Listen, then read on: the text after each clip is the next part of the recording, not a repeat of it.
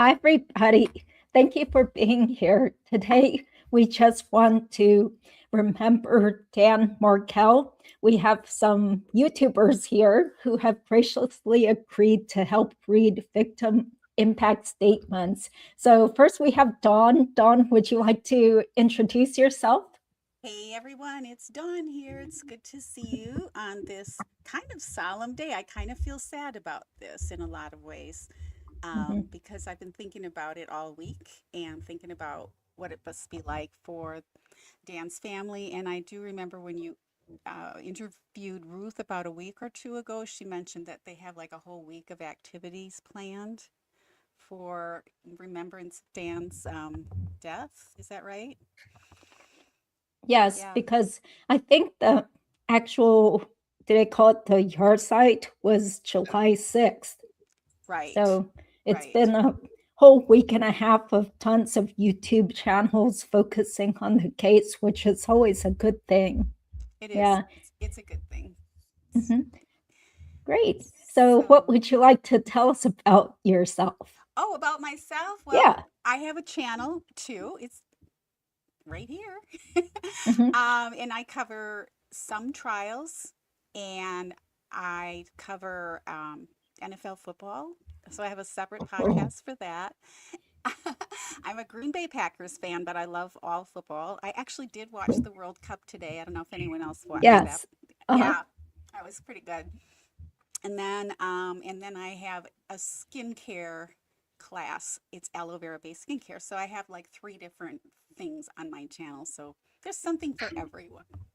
Mhm. That's great. Well, Julia Yeah. would like you to turn up your volume if there's a Alrighty. way to do so, It or should speak be closer to it the should mic.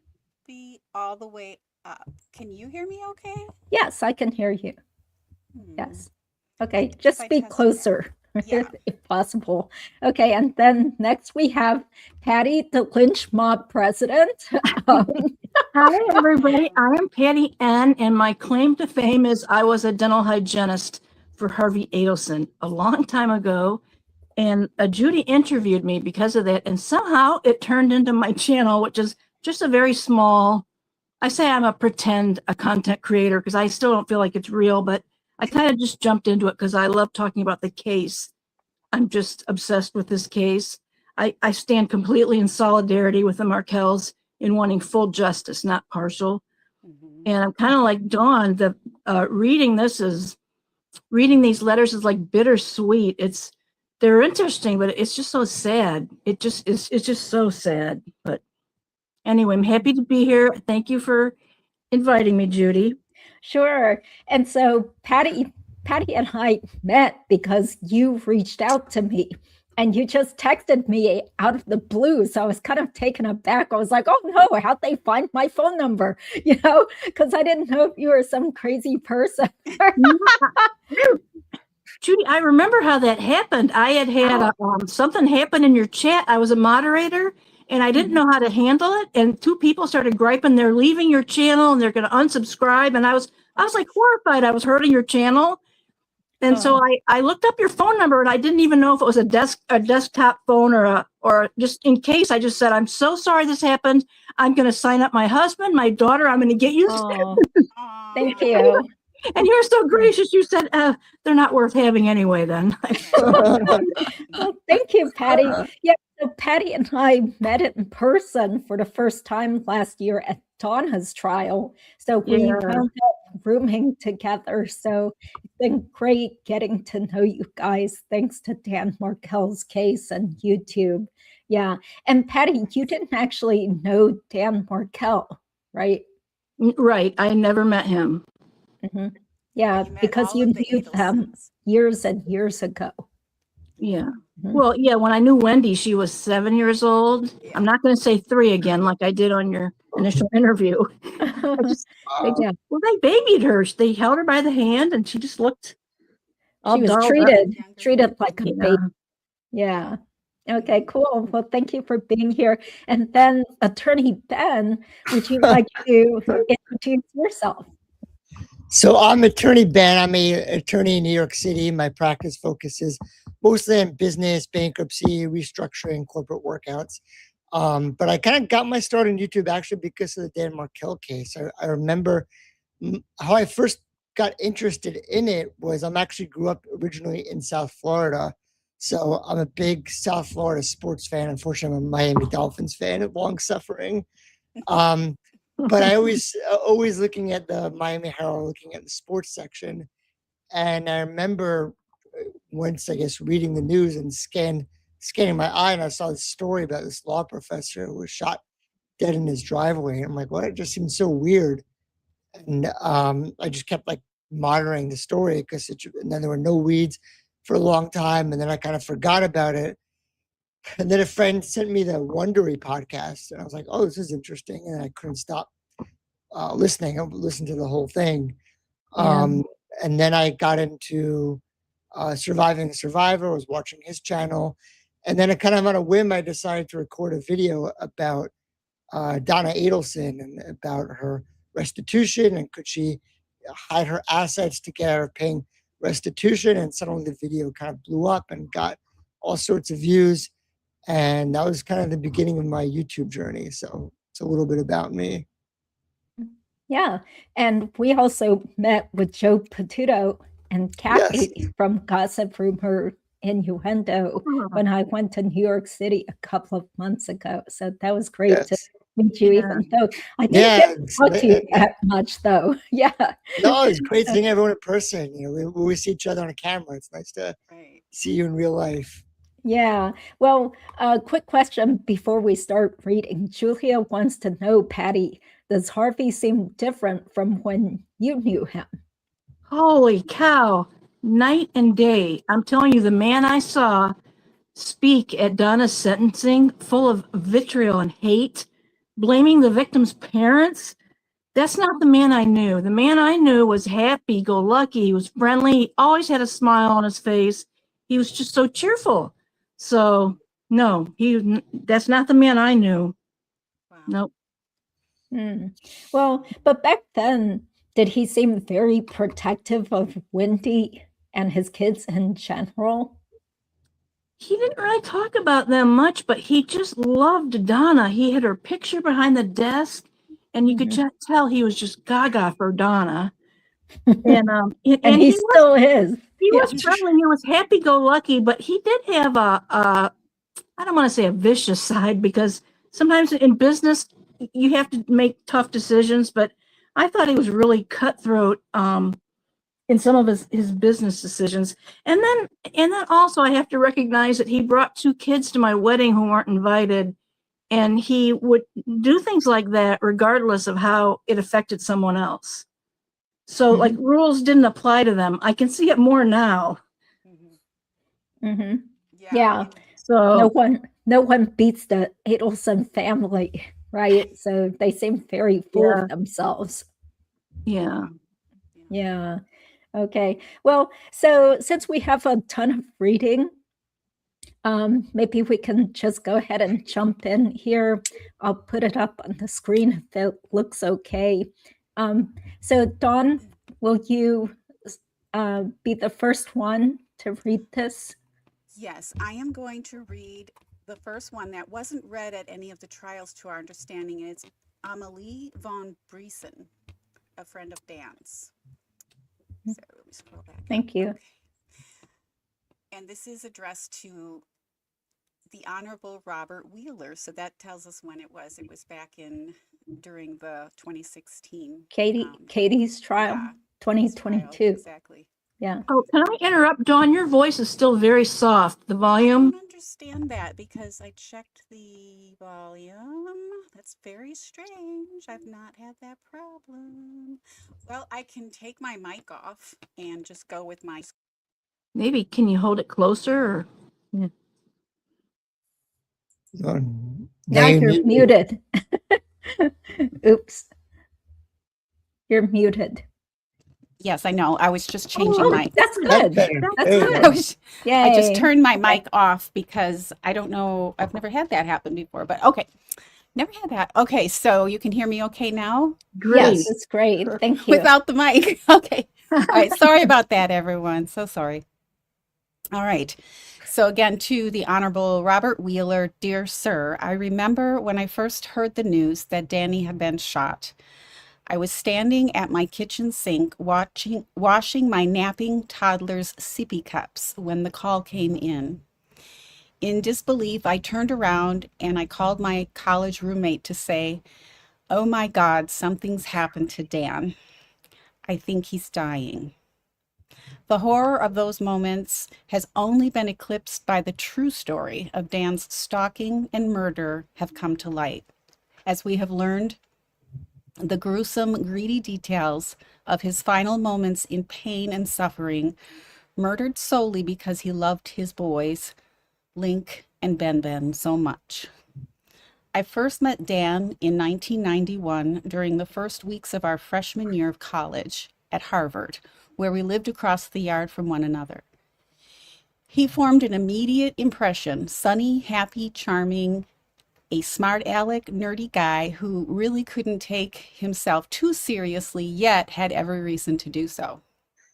He was brilliant, and he was the most personable kid I had met that year. We tagged each other over the course of the next few years. Dan dedicated to the study of law, of righteousness and justice, me circling the same, but more interested in a life working towards human and civil rights.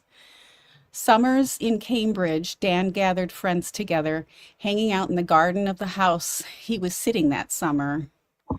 "Marty Peretz won't mind," he'd say. "Stay a little longer." And we'd stay a while longer, not wanting to leave his or the evening's golden glow. I'm having a hard time keeping tears back. I know. Yeah. A few years Oh. later, Dan welcomed me to law school with his same boundless enthusiasm. He'd gone a couple of years ahead of me, and he was eager to convince me to try out for the law review, to advise on course, to introduce me to his friend Steve, Justice Breyer now, to debate some Wow. convoluted point of law or other. We'd adventure a bit around campus, and Dan would do his best to dispel my first year insecurities, to convince me that not only did I belong here, I could thrive. And it is this Dan that I missed the most. A big-hearted, generous, most encouraging genius who was convinced that we all had value, that we all had something worthy of contributing to not just the academy, but the world beyond. Always kind, always doing his best to convince others to believe in themselves as much as he did. That is Danny in my mind, and I miss him so. Years down the line, after I returned from work overseas, Dan and I started catching up on some of his famous phone calls. Amy, he'd say, "You've got to." And he'd go on to try to convince me to reach for my dreams and to write some article or another, apply to law professorships, to break out of my single parent shell. Because in that area, Danny came before me a few years too. His boys are just a couple years older than my own. And my ex walked out on me just a short while before his, similarly pursuing a highly contentious custody battle. We commiserated our losses, compared notes, and we were astonished at the surreality of our situations. And we treasured our babies. I do not know if I have ever heard anyone treasure their time with their boys as much as Danny did. He was his old, effusive self to a factor of infinity, so utterly in love with these two magical creatures he'd helped create. I cannot think of their loss. It is so great as to be actually completely unimaginable. Similarly, I do not know how Danny's wonderful family continued to bear this excruciating ordeal and this heartbreaking loss. I miss Danny incredibly. I didn't discover until years after his death that he'd consider me a freshman year crush. How blind I was. So sorry, Danny. That's in parentheses. And I have missed his encouragement, support, and words of wisdom as I have struggled to find my feet again as a single mom on my own. I never did manage to hit the academic job market. In parentheses, I do believe had he not been killed, he would have gotten me there eventually. And I think often of where he'd be, where we'd all be, had he been allowed to live. I still cry for him, his boys, whom he loved so deeply, and for the collective loss we have all suffered. When I think of what could have been, sometimes the tears come when I'm at my sink, looking out the window, just as I was those years ago when we had first heard the awful news. There never was, and there never again will be, another like him in this world. Respectfully yours, Amalie von Briesen. Thanks, Dawn. Okay, so some of these pages are Oh, I see. I was just reading. duplicates. Yeah. Okay, so this Okay, is the next one. I have a letter to the Honorable Judge Hankinson, and hold on, I'm scrolling. It is from Barbara Rose Poulter of Toronto in Ontario. Yes. Okay.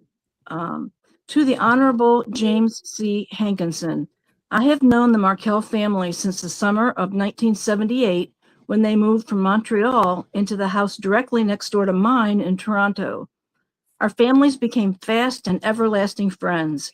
Shelley is to this day my oldest and dearest friend. Since we were 8 years old, our lives have been intertwined. Shelley and I attended the same schools, summer camps, and universities. We had our children at the same time, and they attended school together as well. We have been very fortunate to maintain such a rich and loving friendship over the last 42 years.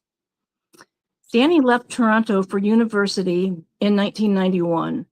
Although I didn't see him often, we stayed in touch over social media as well as during the many visits he made to Toronto. He always made an exceptional effort to keep in touch with all of his friends and family. Despite the geographic distance between Shelley and Danny, their relationship remained strong. As their families grew, Danny made a concerted effort to ensure that his children knew their family in Toronto because family was so important to Danny and the Markels. Danny was determined to keep the bonds strong and often brought his family to Toronto for a week at a time. In the spring of 2014, Danny brought his children to Toronto to spend Passover together with his whole family. I bumped into him in the foyer of the school that both my children and Shelley's children attended. Danny was very much looking forward to surprising his nieces and nephew at pickup time with his presence. We chatted for a while as we waited for the kids to emerge from the school. He asked with genuine interest for updates about my family. He then told me about the tough time he was experiencing at home with his divorce proceedings.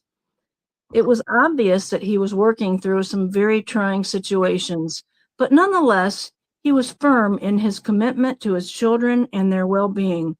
I was truly impressed by the love and devotion he had for his children, and it was clear that they were his most treasured possession. He alluded to the difficulties that the Adelson family were creating in trying to reconcile the various agreements. Despite these troubles, there was nothing that would stand in the way of him being with his children, providing them with the love, care, and education that he was so very passionate about. Upon Danny's death a few months later, I watched the demoralizing effect it had on his family and particularly my friend Shelley. Throughout her life, Shelley was an emotionally strong, resolved, and focused person. She was the one I would always turn to in my moments of difficulty. However, the media attention, endless questions about Danny's murder, and protracted legal proceedings have worn on Shelley and her family. Their emotional fatigue became clear to me. I had not seen this before from Shelley. Moreover, all this uncertainty about the trial and its outcome has forced Shelley to put many things in her own life on hold, and this has worn on her greatly. Over the past few years, the Markel family has continuously made efforts to see the boys, send gifts, call or or FaceTime on birthdays and Jewish holidays, but their attempts have been unsuccessful. The frustration the Markel family has had to endure because of their inability to connect with Danny's children has been clear and hard to watch. For the Markels, family is and always will be so important. Danny's boys are a critical part of the Markel family, but they no longer carry the family's name. They no longer know the family as it has been almost 3.5 years since they interacted with Shelley and her family. They no longer have their aunt, uncle, grandparents, and first cousins to know and love. Shelley and her family are heartbroken by this reality. The impact of this situation has been significant and will be lasting for Shelley, the Markel family, and ultimately Danny's sons. Sincerely, Barbara Rose Poulter of Canada. Thanks, Patty. Yeah. Okay. So Ben will read the next one. Okay, so they repeated that same letter. Okay. Okay, so it's from Adam Berger and Stephen Frank of Cambridge, Massachusetts. Okay. Dear Judge Hankinson, in Jewish tradition, there's a legend that someone who successfully matches 3 people with their future spouses earns a place in heaven. There are various explanations for this story. One is that God matched Adam with Eve, so that bringing spouses together is doing God's work. In a life cut far too short, Dan and Markel made 2 successful matches. We are one of them. We each met Dan in the first few days of college. Adam lived 2 flights below Dan in his freshman dorm.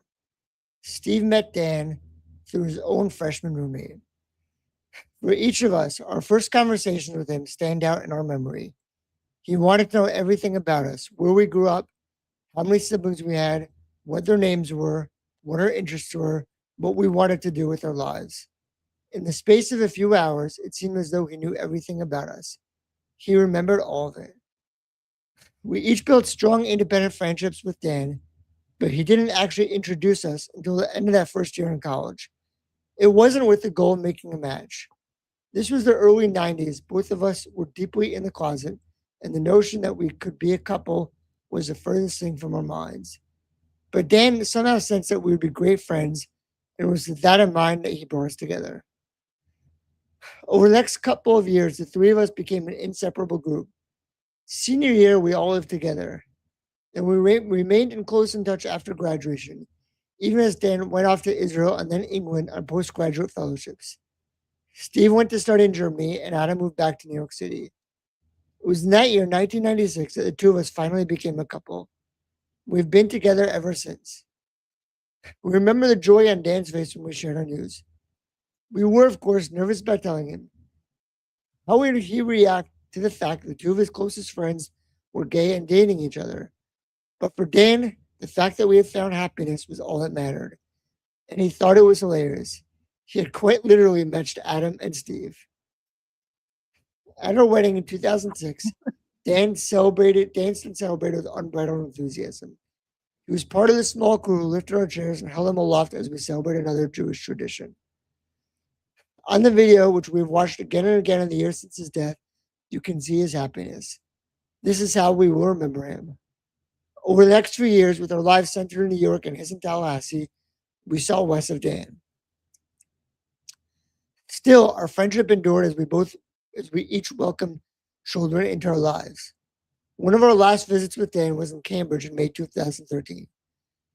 We had just moved here to take new jobs, and Dan's visit coincided with our oldest son's 4th birthday party, which meant we didn't have much time to spend with him. He joined the party, mingling with other preschool parents and having a grand time, even though he didn't know anybody, and the occasion was marked by sing-alongs and cupcakes rather than grown-up conversation. Dan took so much pride in the fact that we had children because for him, children were life's greatest gift. Dan's love for his 2 boys was obvious and overwhelming. It defined him. They were the central focus of his life. One of the greatest tragedies of Dan's death is that those boys are now being raised by the very people who conspired to have him murdered, and who are working every day to erase his memory from their lives. We hope they do not succeed. We always imagined we would have Dan with us over the decades, challenging us and cheering us as we move through the stages of our lives. We expected more visits, more meals, more stories. We look forward to telling our kids how Dan brought us together and telling Dan's kids silly stories about his college hijinks. We look forward to one day comparing notes with Dan as our children started college and formed adult friendships of their own, and perhaps attended the weddings of each other's children. None of this will come to pass, nor did Dan ever have the chance to make his third match, though we have little doubt he would have. But as abbreviated as Dan's life was, we know that God saw the white in his beautiful soul and how our Dan worked to repair our broken world. We know that Dan earned his place in heaven. Dan's academic study was justice, a topic that was at the core of his being. Writing about justice fused his passion for Jewish study, his instinctive sense of right and wrong, and his love of argument and debate, as well as is the white in taking provocative stands. It saddens us beyond measures that the subject to which Dan devoted his academic life now hangs over his death like an inescapable shadow. Will there be justice in our lifetimes for Dan? Will there be appropriate punishment for the people responsible for taking the life of our friend? Will there be some consequence that deters others from committing such heinous crimes? We ask your honor to do everything in your power to answer those questions with a definitive yes. Sincerely, Adam Berger, Stephen E. Frank. Thanks, Ben. Yes, that's interesting that these friends already suspected that the Adelsons had something to do with his death because this was written back in 2019, I assume, because it has to do with Garcia and Meg Panua's trial. Yeah. Yeah. So way back then, they already knew. Yeah. Yeah. Yeah. Very, very profoundly frustrating. written. Yeah. Just like Dan's great uncle, Ruth's uncle. He knew immediately. All right. It was Yeah. the in-laws. Mm-hmm. Mm-hmm.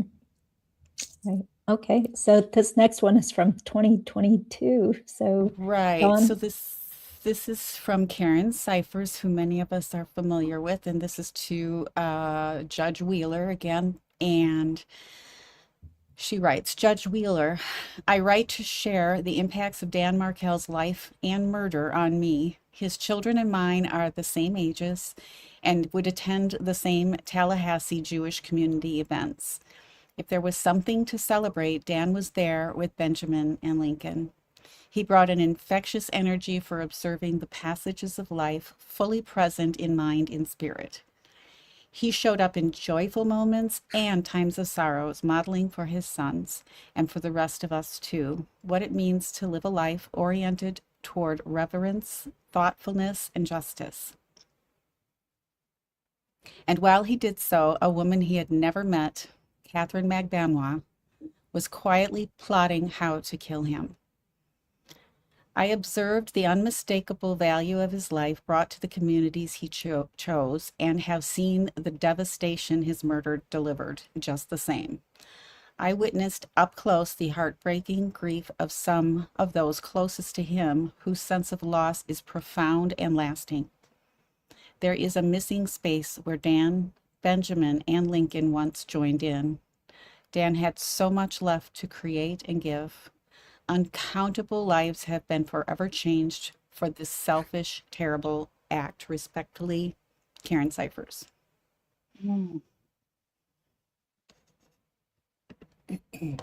Okay, now I have one from Lisa Haupterhot. I'm not sure how to say that.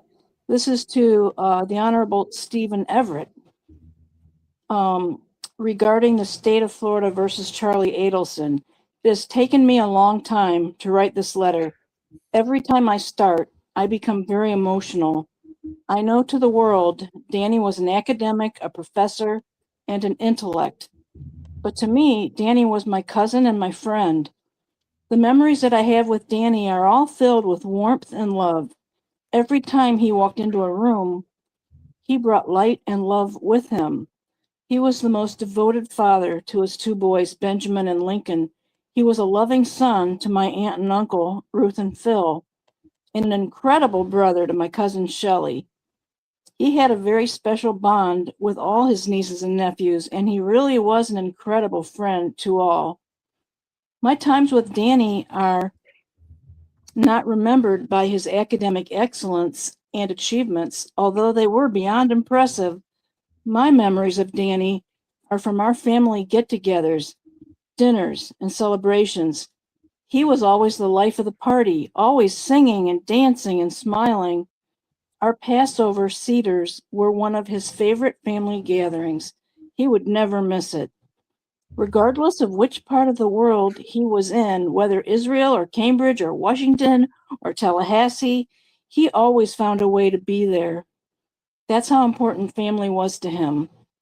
As much as I miss Danny, the fact that I do not know his boys and that they aren't able to attend all our family gatherings makes this emptiness in my heart that much more profound. Danny was loved by all. He was loved by me. Danny is missed by all. He is missed by me. I pray that justice will finally prevail. I pray for my family to eventually find some form of peace. Lisa Haupt. Thanks, Patty. Yeah, Yes. it's good to remember that it's not just Dan's parents who suffered, but a huge Right. extended Yeah. family. Yeah. Definitely. Right. A large community. And we're only probably going to hear from a tiny, teeny, itsy bitsy fraction, right? There's probably hundreds of people Yeah. whose lives been touched Yeah. by him. Yeah. Mhm. Okay.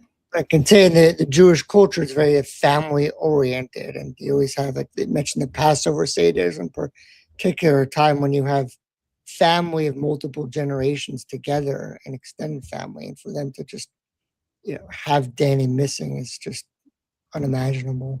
Yeah. Mhm. Yeah. Much less being killed by his own, Yeah. family by marriage. It's pretty Yeah. horrible. Yeah. Yeah. Okay. Would you like to go ahead, Ben? Sure. So this is Michael Cahill, president of Brooklyn Law School. To Judge Hankinson. Dear Judge Hankinson, I am writing to offer a victim impact statement on behalf of Dan Markel in relation to the above noted cases. This was Sigfredo Garcia and Catherine Magbanua. To me, Dan was a fellow legal scholar who over time became a treasured intellectual colleague and ultimately a dear friend. I know I am only one of many people whose relationship with Dan followed that same trajectory. Dan and I started our academic careers around the same time. I met him in 2005 at a conference for 4 junior criminal law professors where he was presenting a draft article. When it turned out he would never publish, though he worked on it from time to time over the next decade. Worrying over and revising a draft until he was entirely satisfied was typical Dan, though somehow it didn't impede his output.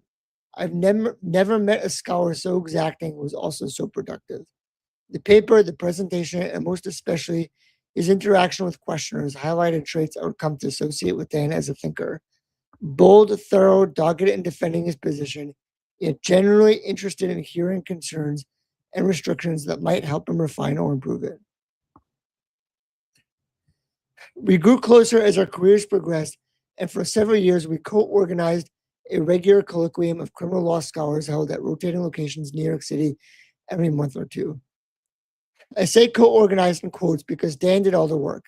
My role was mostly to give this New York City colloquium some actual formal connection to New York City, since I taught at Brooklyn and Dan was officially in Florida, though it came up for every gathering.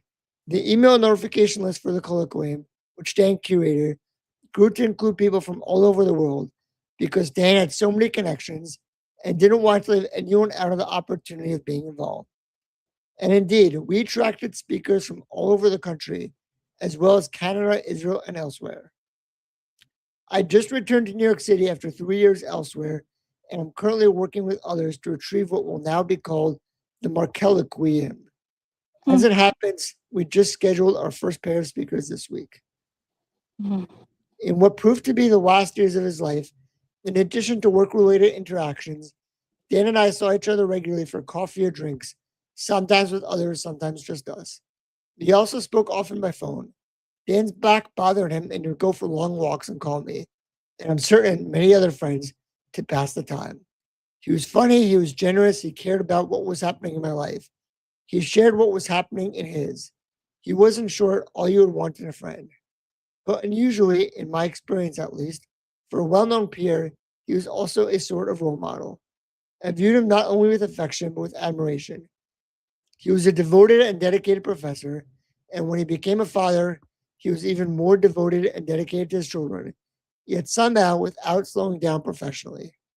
Most of all, I admire that even in the most difficult times, he was filled with joy and gratitude for his life and its blessings. In 2011, Dan was chosen by a brand new criminal law journey at the University of Virginia to be the centerpiece of its inaugural volume. An event was organized for him to give a lecture and several others.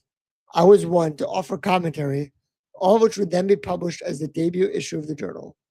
The journal's selection of a scholar so relatively young and junior as the very first person to honor in this way left me amazed, and I must say jealous, but not surprised. This is what I said about Dan at the event before addressing the substance of his remarks. If you look at Dan's resume, you will see that he is one of the most prolific young scholars out there, not only about punishment theory, but about a number of other things as well. What you won't see is that Dan is also one of the most voracious, generous, and diligent readers of other people's work, and someone who offers such thorough and useful and helpful comments and suggestions to other people that not only through his own work, which is more than enough for him to hang his hat on, but also through the way he has crafted and improved other people's work. It is clear that Dan is one of the most significant and influential criminal theorists of his and my generation. One of the small comforts I've taken in the wake of Dan's death is my gratitude for having the opportunity to offer that praise to and about him in his presence while he was alive. But that comfort is utterly dwarfed by my remorse in knowing what I and an entire intellectual community have lost. And that loss endures. It is ongoing. In July, my law school hosted the annual 2-day CrimFest conference, which brought together more than 100 scholars from around the country. The conference Dan started and for a time presided over as both sage and animating spirit. Each year, I think, Dan should still be here. However long I'm given for my own professional life, I will never stop thinking that. Dan Markel was brilliant and beloved. He was in every way full of life, but he was denied his full of life. He had much more to give over many years to his friends, his colleagues, his community, and his family. That has all been taken away. Very truly yours, Michael Cahill. Thanks, Ben. Yeah, so that's the conference that Dan was supposed to go to when he was killed that weekend. Oh, Yeah. Right. So Horrible. that's why it was kind of like a crazy suggestion when Wendy claimed that maybe the killers knew his schedule from his blog because Right. he was posting on his blog or Facebook or something about where he might be going. But I'm like, yeah, right. Like as if Sigfredo and Tato Right. were reading Right. Ralph's blog. oh, I know. Right. Exactly. Yeah. Right. Well, it these just do remind us that it's not just a community, but I find myself kind of ruminating over this lately because that I don't know, a few years ago there was a someone who drove his car, I think it was the 4th of July in Wisconsin, and he hit a bunch of people and children and killed a bunch of people and injured. Yeah. And he represented himself. Yeah. Oh, Daryl Brooks. Daryl Brooks. Yeah, Yeah, I Brooks. watched some of that. He And was he insane. yeah. I think it was And he Christmas kept time. talking, he kept arguing with the judge about how is it the state that can convict or can be trying me? How is that? And it How is really it? does show you that it is the state. You're not just hurting the person that you're injuring or murdering Yeah. and their family, but a larger community and the Yeah. entire community, statewide, Yeah. nation, whatever, however you want to look at it. But that's why it's called the state versus whomever. Yeah. So, Mhm. all right. Okay. Yeah, Well, you ready, Dawn? I am ready. This is Okay. from Martha Minot, also from Harvard, I believe a professor. And this was May 21st, 2019. So this was the state of Florida versus Sigfredo and Catherine Magbanois. Dear Judge Hankinson, when we lost Dan Markel, his students lost an inspiring and rigorous teacher. His colleagues lost a supportive and engaged interlocutor. And the nation lost one of the most brilliant young scholars of criminal law. He was my student. Then, as he took up law teaching, he became my colleague and at times my teacher. His work built bridges across law, philosophy, politics, and concerns of ordinary people. He took on profound issues. Why do we punish when there is mercy warranted? He also tackled practical problems in the operation of sentencing and altering people's behaviors. I never had a conversation with him without sharpening my thinking. I miss his contributions to debate about scholarship and policy involving our own work or the nation's laws. He contributed to professional journals and to public debate in newspapers, magazines, and blogs, reaching way beyond lawyers and academics. More energetically and effectively than any other law professor I know, Dan was a mentor of young scholars. As a co-founder of a blog for law professors, Prof's blog, he read voraciously and recruited emerging scholars to participate. So many law teachers have told me his engagement made the difference in launching their careers. Dan passionately cared about people, but no one mattered more to him than his family. He modeled for other lawyers and academics how to be a great father, brother, and son. There are so few who are both brilliant and kind, sharply analytic, and humanely caring. And now this treasure of a person is gone and will never be replaced. Sincerely, Martha Minnell.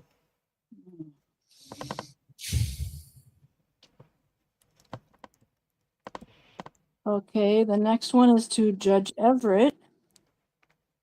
I don't know who it's from. I'll get there when I'm done. Okay. Dear Judge Everett, thank you for considering this victim impact statement as you determine the sentence to impose on Dan Markel's murderer.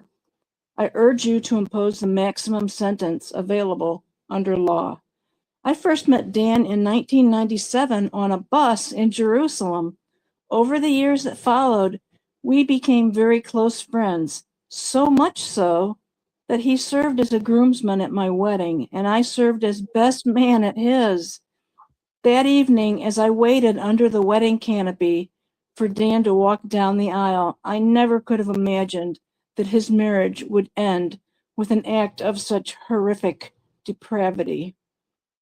The three things most important to Dan above all else were family, family, and family. Yet because of his murder, his two children, whom Dan loved above all else, have been cut off not only from their father, but also from his and their family. I cannot know the grief, confusion, anger, and terror that they must feel from losing their father in this way. I'm unsure whether they will be given an opportunity to submit their own victim impact statements. So I would like to spend a moment telling the court about Dan's relationship with them. Nothing was more important to Dan than his children. As a professor, he enjoyed the benefits of a flexible workday, and he used that flexibility to ensure that he was an integral part of their daily lives. Taking them to daycare and school, picking them up, making them dinner, reading to them, and tucking them in at night. He was so proud of them, and he wanted most of all for them to grow up with a strong sense of the values most important to him, being committed to family, having a moral compass, and living a life of decency and kindness, having a strong Jewish identity and appreciation for Jewish tradition, and having the work ethic and perseverance to achieve their full potential. His murder has destroyed their family, taught his children at a tender age that wickedness can destroy a life of decency and hard work in the instant it takes for a bullet to travel the length of a gun, and has taken away their role model for Jewish manhood. There were many things I admired greatly about Dan, but perhaps his most extraordinarily quality was his ability to connect with and grow close to so many people. Woody Allen once said that 90% of life is showing up. Dan took that seriously. He made it a priority to be present for friends at times of joy and times of grief, at weddings, baby namings, and funerals. And through that commitment, he forged deep bonds with friends. He was always the first person to call on a birthday or anniversary before my own parents, and during difficult times, called frequently to show support. For me personally, Dan shared the moments of greatest joy as well as those of greatest sorrow. One of the images of Dan that will stay with me forever is the exuberance and sheer joy he shared while dancing the traditional ora? Ora.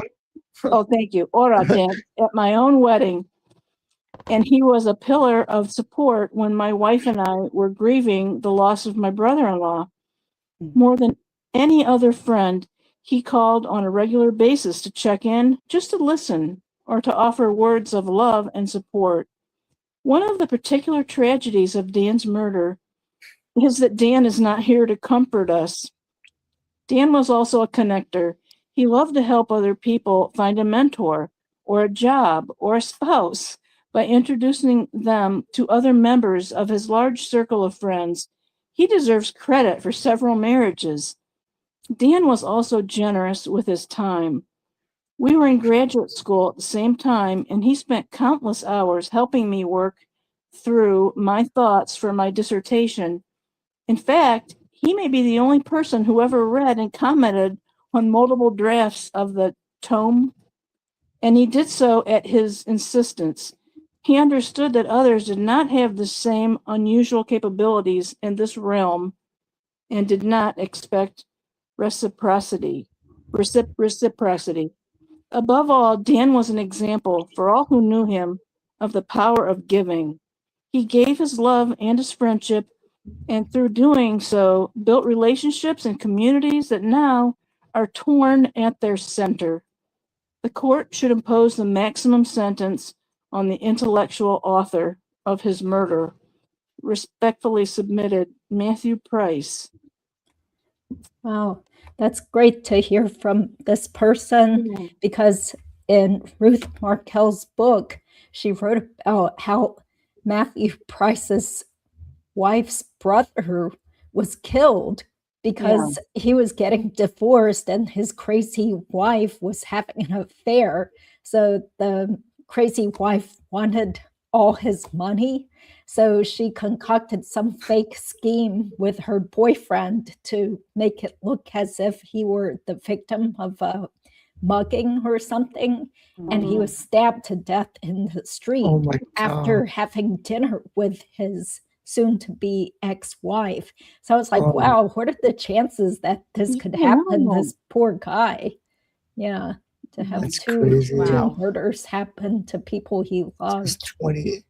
Wow.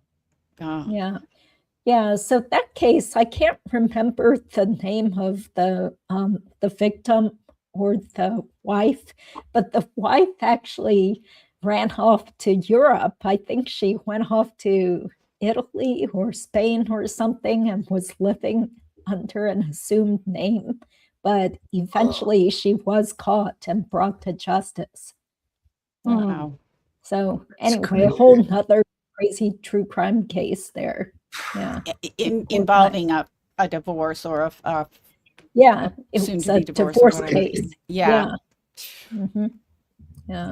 Wow. So, but okay, so this is a pretty heavy topic. So it's hard. It is. Yeah. But you know, I often thought, like from Ruth's book, I don't remember that in Ruth's book, but I have no memory, so it doesn't mean anything. But I always often thought about the way Ruth and Phil described Dan and others. I don't know if you guys have felt this way, but it's like, I would really like to have met him. You know, he seems like such a person that you could just strike a conversation with, and it would be interesting, and just the kind of person you like to have in your life, you know. You just Yeah, he's a Definitely. people Yeah. person. Yeah, Mhm. so Yeah. it's pretty cool Yeah. to think that okay, we would like to strive to be like him, you know, Yeah. to Mhm. just lighten up the room and draw connections and Mhm. you know Mhm. have real relationships with people and Definitely. have a nice supportive circle of friends. So yeah, Yeah. I okay. found it interesting. It said they met on a bus in Jerusalem. I've been to Oh. Israel numerous times. It's not an uncommon thing in that country, in that culture, people just to randomly Right. start talking to each other. Mhm. So Oh, and make lifelong friends, just meeting people on the street. It's very Oh, touching. That's pretty this is, Yeah. wonderful. it's nice. it Yeah. is.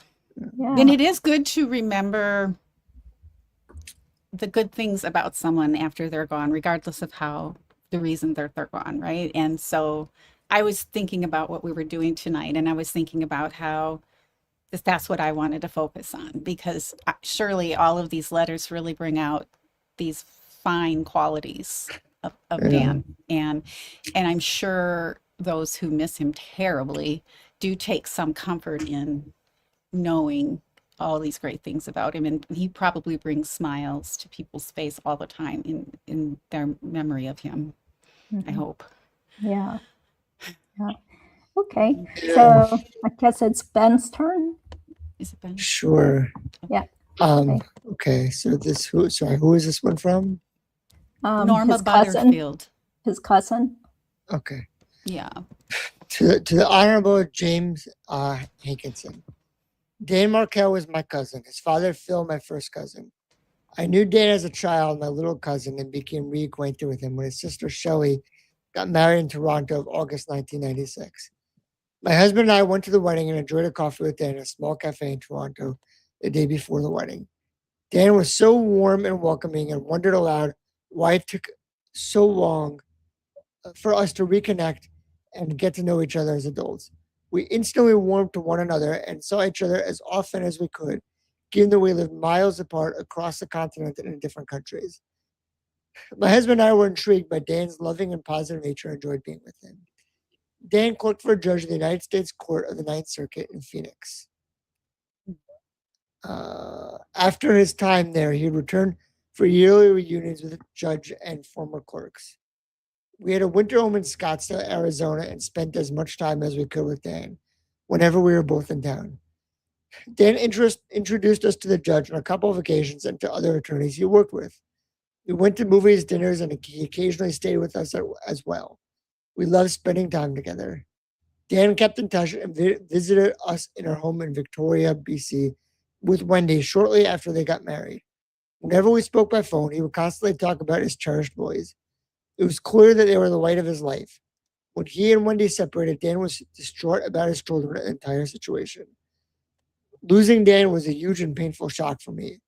I cannot imagine the grief and suffering Dan's parents, Ruth and Phil, his sister, and other family members have been going through since his untimely and shocking death. They continue to suffer while this tragedy continues and always will. Dan's two boys will never know and experience the depth of the love their father had for them and will not receive his loving encouragement and guidance as they grow older. Best, Norma Butterfield. Whew. Okay, I have the next one. This comes from my area of the world. This comes from Orly Lobel, I believe is how it's pronounced, and she's a professor of law also, and she's the founding director of the Center for Employment and Labor Policy here at the University of San Diego. This is also to Judge Hankinson. I want to tell you about our friend Dan Markel, who I miss every day. Dan was a close friend and colleague. We met at Harvard Law School as students and became closer as we both started our teaching careers in 2005, Dan in Florida and me in California. Since his death, there have been many memorials for Dan, and my words here are partly adapted from words spoke at one of those memorials, which was held at Harvard University in 2014. Dan was beloved by all of his colleagues around the country and the world. He radiated energy and warmth and was known for his ability to build friendships, spread love, creativity, and joy. Early on in our teaching, Dan brought me on as the first woman's permanent blogger of the popular blog Prof's Blog he founded. Dan was our peer, but he was wiser, and he realized early on what is important. He taught us to speak our minds and to embrace broader audiences, to theorize, but to connect with practice. He helped us move beyond conventional anxieties of tenure and hierarchy and instead care about the ideas and research and teaching for their own sake. To care about building our institutions, contributing to our community, energizing our students in the class and beyond, enriching our minds through engagement and conversation. Dan was brilliant, a brilliant scholar, a gifted writer, a fearless thinker.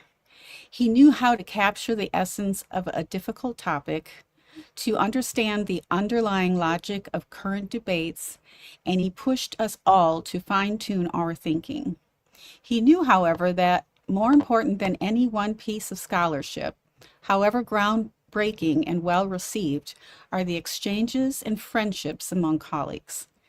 He also understood that intellectual engagement cannot be done right without heart, without knowing the people and lives behind the theory and concepts. And so the Markel network grew. We absorbed and internalized his sense of community, and with Dan as our leader, our glue, we connected. Dan's generosity with his time, with his thoughts, his wisdom, with his friendships from the many paths he took all around the world was infectious. His warmth and openness were irresistible. Dan knew everybody, and he wanted everyone he loved to know each other. I know that many of us here today would not know each, surely not be as close as we are, if Dan had not introduced us. A month before his death, I received a card that a contribution by Dan was made in my name to Maison, a nonprofit organization working to end hunger among people of all faiths in the United States and Israel.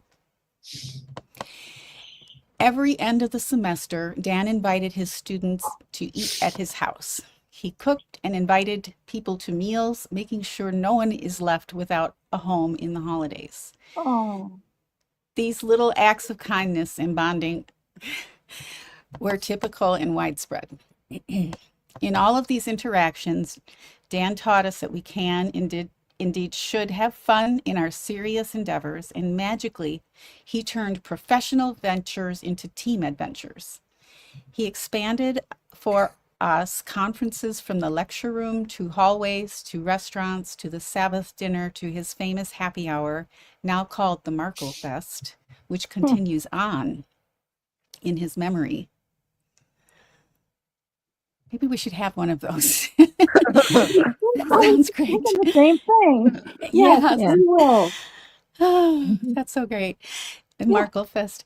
Dan lived life to the fullest. He loved learning. He loved trying out new things, traveling, meeting new people. He enjoyed practicing his Hebrew with me, and he was a little shy when it came to speaking, but his Hebrew was much better than he would admit. And I remember him coming to professional talks in Israel that were completely in Hebrew and challenging himself to participate in the discussion. He even let me drag him to yoga classes, and he got into those twisty poses, though it wasn't exactly his thing. The last time I saw Dan was in Tel Aviv the winter before he died. The same evening he landed, after a very long flight, he came to my birthday party and danced through the night wearing his Batman t-shirt. A few days later, he came to my parents' house for the memorial of my brother Danny, who died at the age of 18 while serving in the Israel army. Ooh. In happy moments and in sad moments, Dan was there for you, and he moved gracefully and naturally between the professional and the personal, the serious and the funny, the heartbreaks and the joys of life. Most of all, Dan loved his boys, Ben and Link. Dan talked about you constantly. He loved taking you to Canada to visit your grandparents and your aunt. He was proud of you and protective. He fought to spend as much time with you as possible. On days he didn't take you to daycare, he made sure to come to daycare and have breakfast with you. When you weren't together, he missed you terribly and he made sure to Skype with you and always wished you good night. He had so many plans for you. I think something's skipped. Yes, something's I missing. think that's a duplicate. Yeah. Okay, the last time we talked, Dan was full of excitement. We were on different continents, but he video Skyped to show me the beautiful beach house he and Amy were staying in New York. He was, as usual, bragging about the boys and talking about all the fun things he was planning for the summer. He was in love and he was happy. The terrible news arrived a week later when I was conferencing in London. The tragic events were quickly spread among Dan's many friends around the world. It was devastating. Dan left behind hundreds, probably thousands of people he touched. Students, friends, colleagues, neighbors, extended family, his parents, sister, and his sons. None of us were ever the same after his horrifying death. He is missed every single day. Orly Lobel. Thanks, Dawn. Yeah, she also posted something, which I'm pretty sure was on Prof's blog. So I remembered the name. that's still up. Yeah. Yeah. Oh, is it? Oh, yeah. Yeah. Man. Okay. Okay, should we go to the next one? Sure. Okay, this thank is to the Honorable James C. Hankinson. On Friday evening, July 18th, 2014, the senseless shooting and killing of Dan Markel closed a dearly held chapter of my life and that of my family. When I received the agonizing call from Ruth Markel, Danny's mother, that he was shot in his home that very day and was not expected to live, I could not comprehend that anyone would want to take the life of this outgoing, bright, fun, loving young family man who was held in such high esteem. His network of colleagues and friends was wide and diverse, and I immediately knew that they too would be as devastated as I. I recall Danny as a very young boy when he moved to Toronto as our neighbor. He had a bright, inviting smile and demeanor. He had what we called a photographic memory. Once he read or understood something, it became part of his mindset. My girls, who spent a lot of time with Danny, recognized that playing any game that required recall was a game that they should avoid. He was extremely curious. He read voraciously, questioned friends and teachers about every facet of life. Danny was well-rounded as well. He loved the out of doors and had a number of athletic interests. At our summer home, he was ready to take on the community at tennis. Mostly Dan was a social individual. He drew people to him and always had time for each of them. He treated everyone as a close friend, and each in return felt he was that person's closest friend.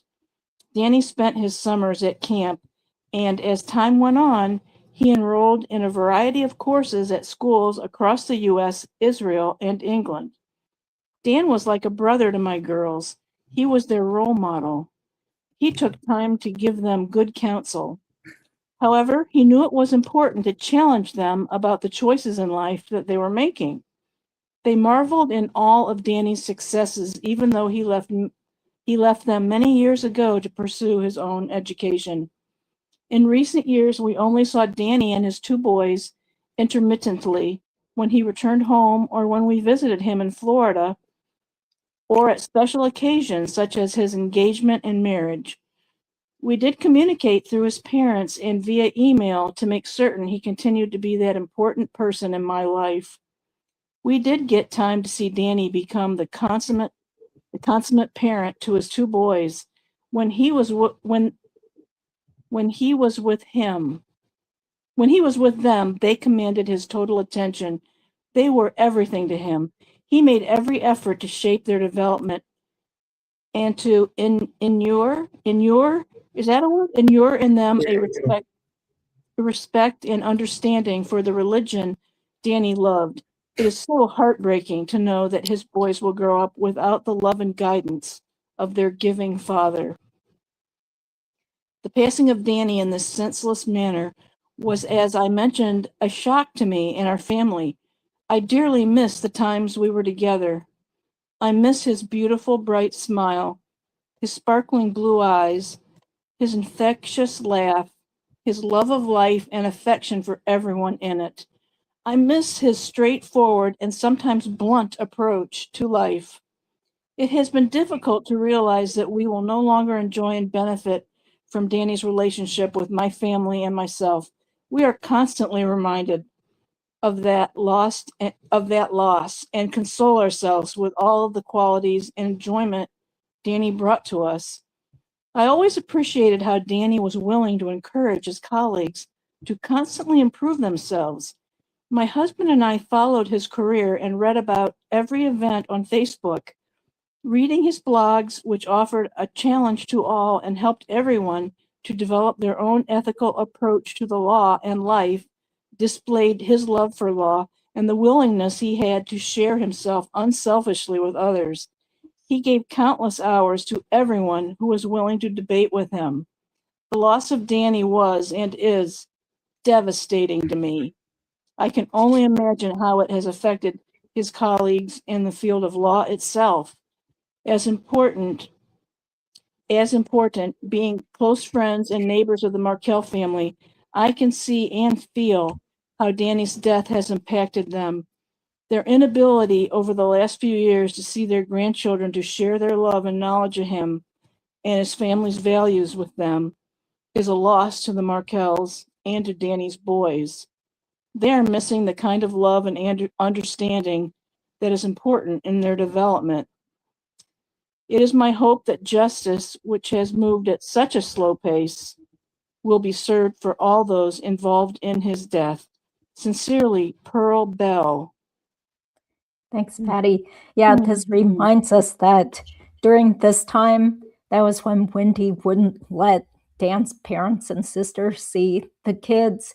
It was a total of 6 years that they couldn't see the grandchildren until, I think, this is what I suspect, that Wendy wanted to look good when she testified at Katie's second trial. So sometime in 2022, she allowed a tiny bit of communication. Yeah, like a controlled visit to have ice cream or something. Yeah. How big of her?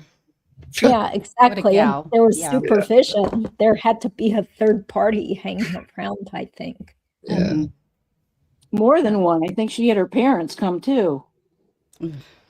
To the ice cream one, I thought it was Oh, like a no, I'm family thinking of friend. I'm thinking of the butterfly one, I think. Yeah, the butterfly Yeah. one where Donna said, "Who would do this in broad daylight?" Oh Yeah. my God. As if she like The had irony. nothing to do with it. Yeah. Yeah. Ay. Okay. So who's next? Let's see. Ben? Ben's next, I think. Oh, Okay. losing track. Are you okay? Can you keep reading? You feel okay? Yeah. Okay. Thank you.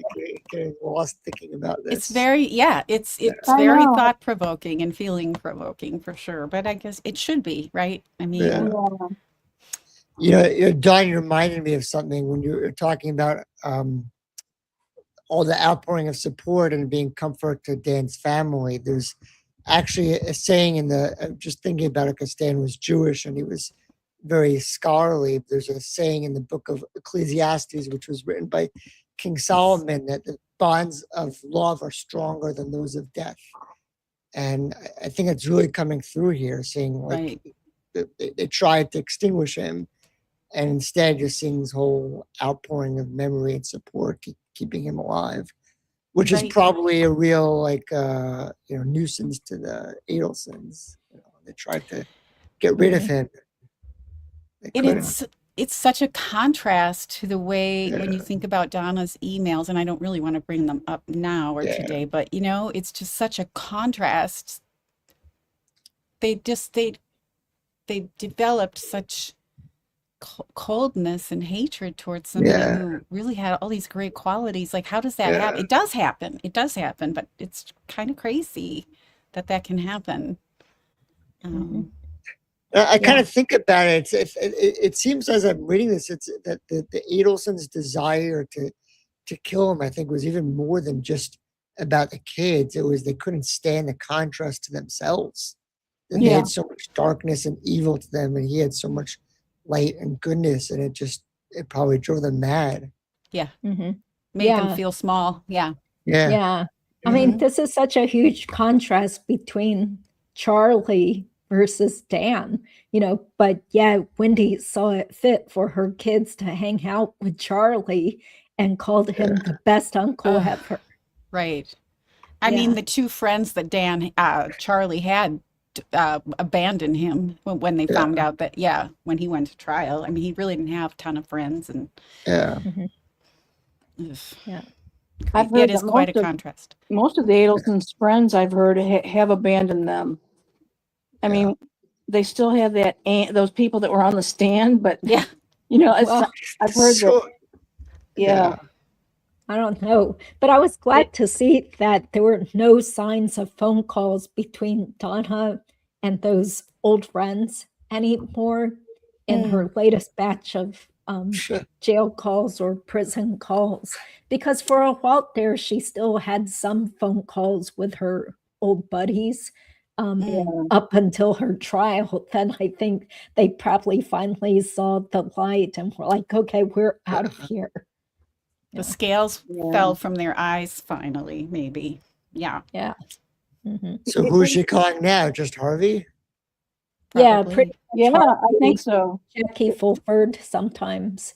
It's so horrible for me to hear all these details of what these boys could have had in their life, and I know. instead they were raised by the people who killed their dad. That is just a brutal irony that it just kills me. Yeah. Yeah. Anyway, Ben, it's your turn. All right. Okay. To the Honorable James C. Hankinson.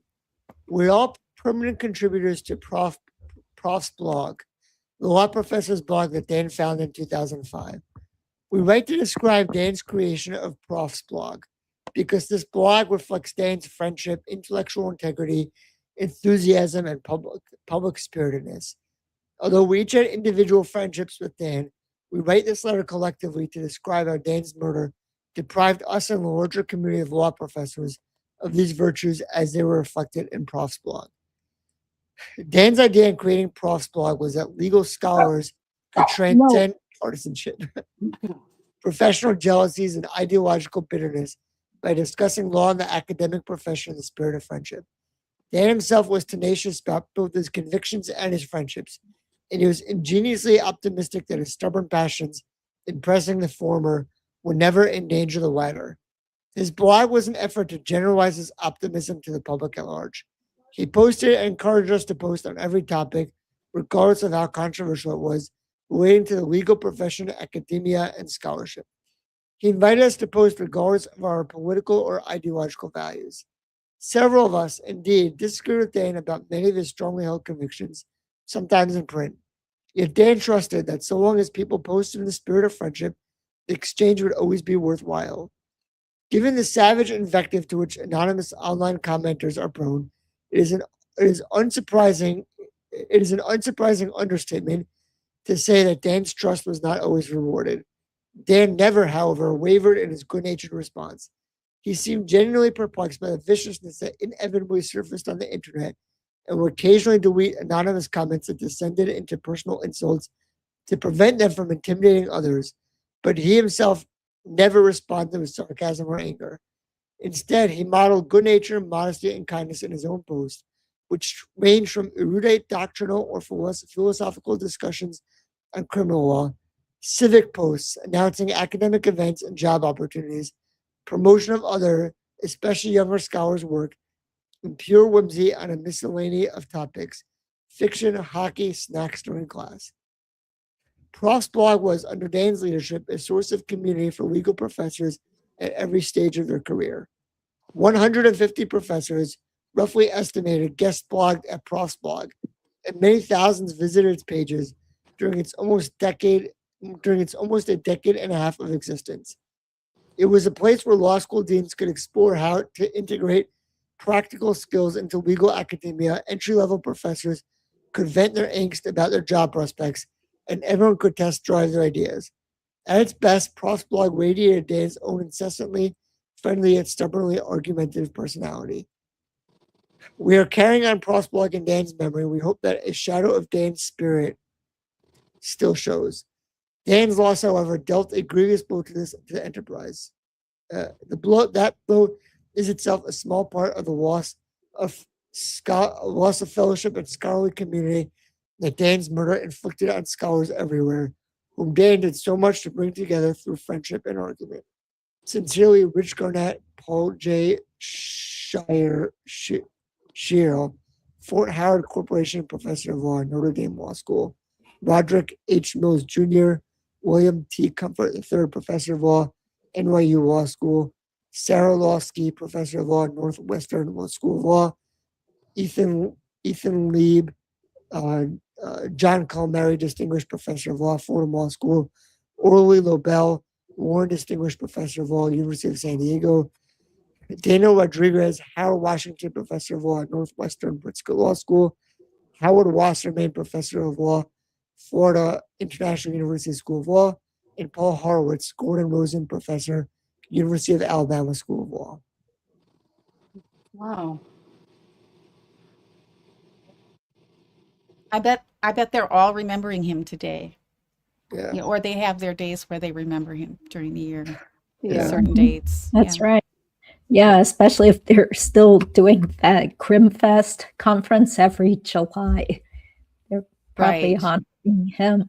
Yeah. Right. So I have an old friend from my college and law school days who is also a law professor who was friends with Dan.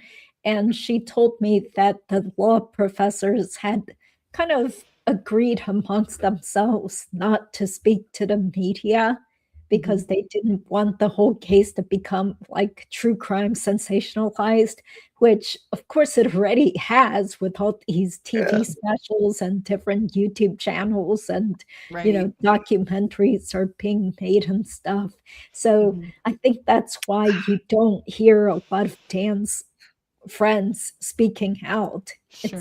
It's been hard to get people who are willing to talk who knew him. Yeah, Mhm. but his mom has been such a great advocate though. Yeah. She has. Yeah. She really has. Mhm. Yeah. Yeah. It Okay.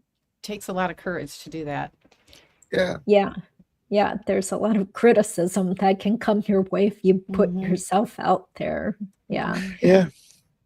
Yeah, and you might not, I don't know how much she gets into reading comments. Maybe she's smart enough not to do that, but you know, I think I haven't seen anything negative, but you just never know what somebody might come up with. So, Yeah.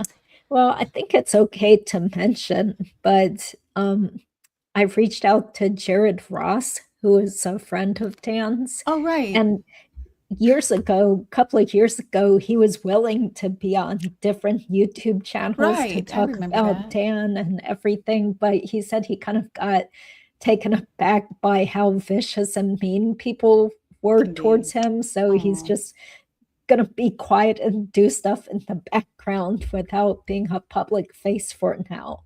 So Wow. yeah, because That's you know, sad. people are mean, like they're Yeah. Yeah, people can be claiming really that, mean. oh, he doesn't know what he's talking Oh, about because he's not a real lawyer, you know, he's a lobbyist or That's you know, ridiculous. he He's a nice can't guy. speak. I can't Yeah. believe that. ugh. Yeah, people are Ridiculous. just very entitled. It's like, look, these people are willing to share information and Yeah, their and their experience. Yeah. experiences. Yeah. There's all So, sorts of keyboard warriors out there. You know, Yeah. they're all Right. vicious behind their keyboards. And, Oh, that's right. They're courageous when they're anonymous. Yeah. Right. Make themselves feel good about themselves, I guess, by putting Yeah. someone else down. Yeah. yeah. That's a shame. I mean, he Yeah. was a trained lawyer. He's a lobbyist as well. So he's not a practicing, I mean, he's still Yeah. practicing So, law. It's and just a different type of, he can give Yeah. insight if he wants to, and he sure. actually Right. knew Right. Dan and Right. Wendy And Wendy. Right. and Charlie too. He knew Charlie from high school. So Right. yeah, Right. He had personal That's experience. crazy. because And we I'm do not a want to lawyer hear. at all, and I have every right to give my Yeah, insight. you That's give right. your Yeah, opinion. And no offense to you, Ben and Judy, but you don't have to have JD or whatever behind your name to have an intelligent brain that can Exactly. decipher the information and come up with a point of view that's intelligent. That's right. Mhm. And you can do that. And for Patty, sure. a lot of lawyers are not intelligent. It's true. Yeah, Yeah. but they like to talk. Yeah. There's some, yeah, that's true. They're not Mhm. all Dan Markel, are they? You know, Yeah. Okay. Well, Patty, are you I- ready? Is it Patty or Is it mine? Patty's turn? I think it's Dawn's turn. Oh, I it's think it's Dawn's turn. It's like It we might shuffled be, people around on the squares. Oh. Yeah. Okay, This go is ahead.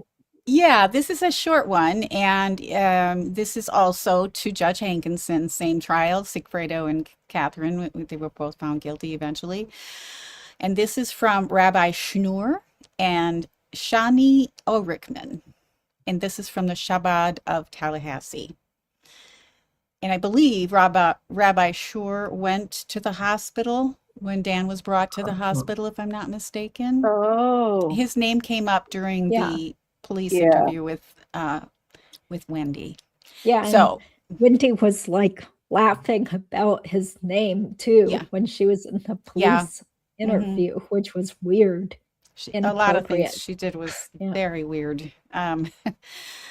Okay, so dear Judge Hankinson, we had the merit and pleasure to know Danny and see him at our shul often. When he just moved to town and later with his kids, he would come with them and set an example of a loving and dedicated father. He was also so friendly and had a great influence on the community. He was our Kohen priest who would do priestly blessings for us. wow. His passing was a great loss for us as personal friends and for the community as a friend and a role model for a guy who was so dedicated to Judaism and to his children while at the same time a hardworking man.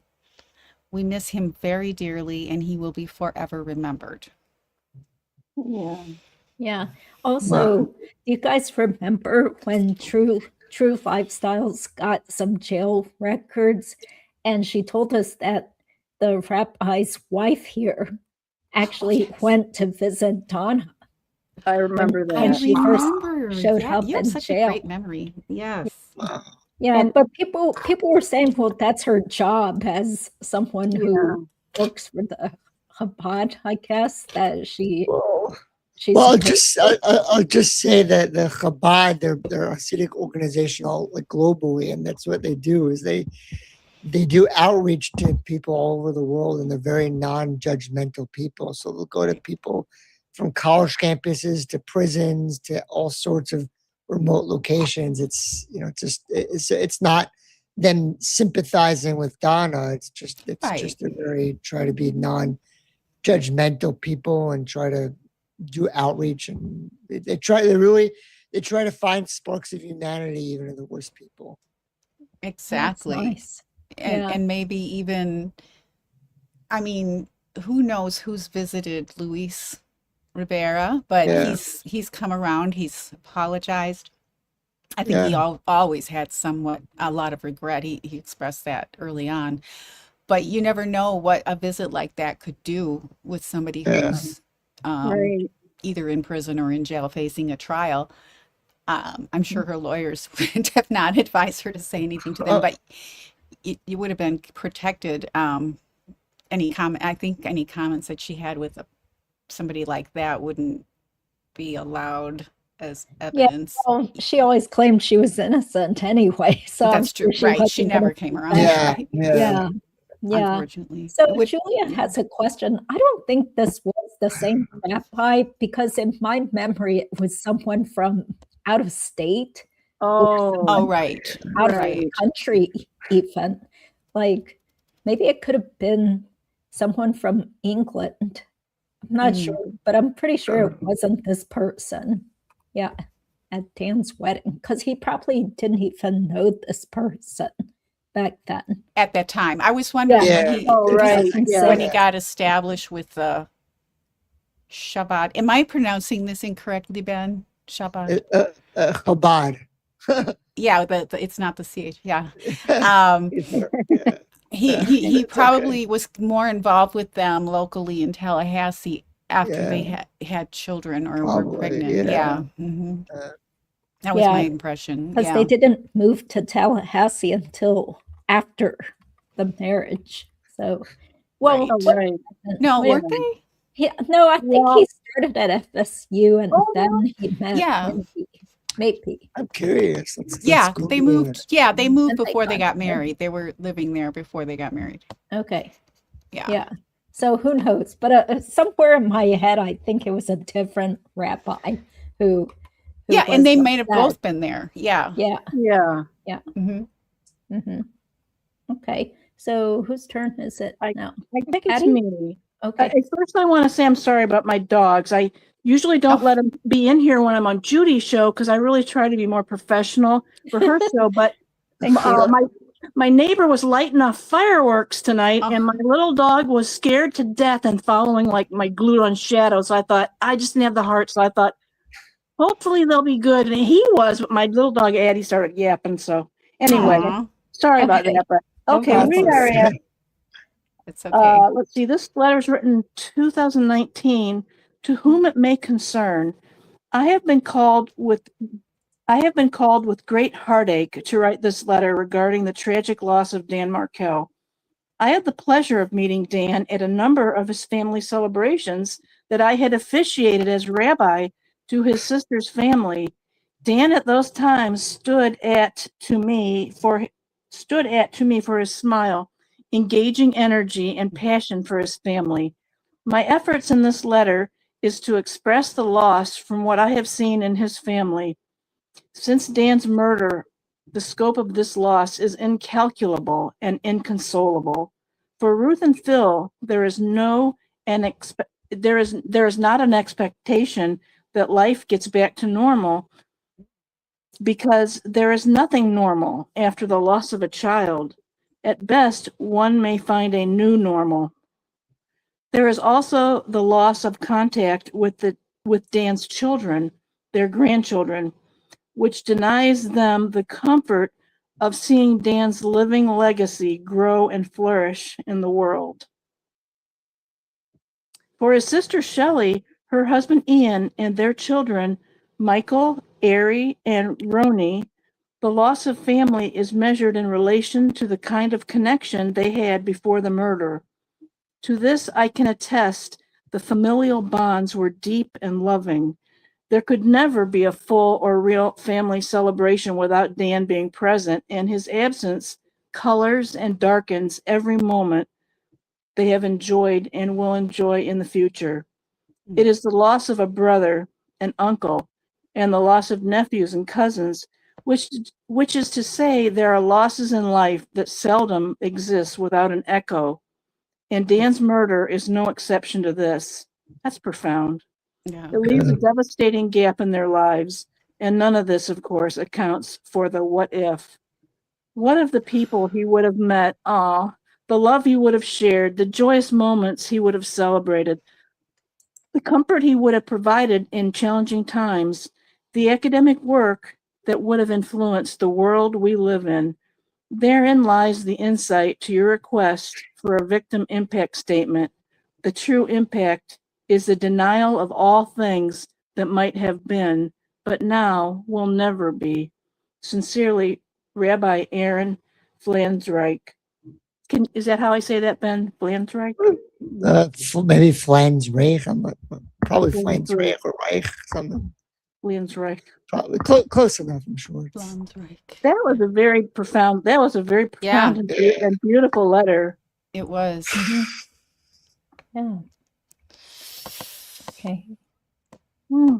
Yeah, that's the one thing about loss that I have a issue with survivor guilt because of what happened when I was a kid. But it's when you lose somebody close to you, and it's like that first year or so, and at least with me, I would find myself maybe laughing about something and feeling like, oh, or oh, what would it be like if this person were here? And it's just it's so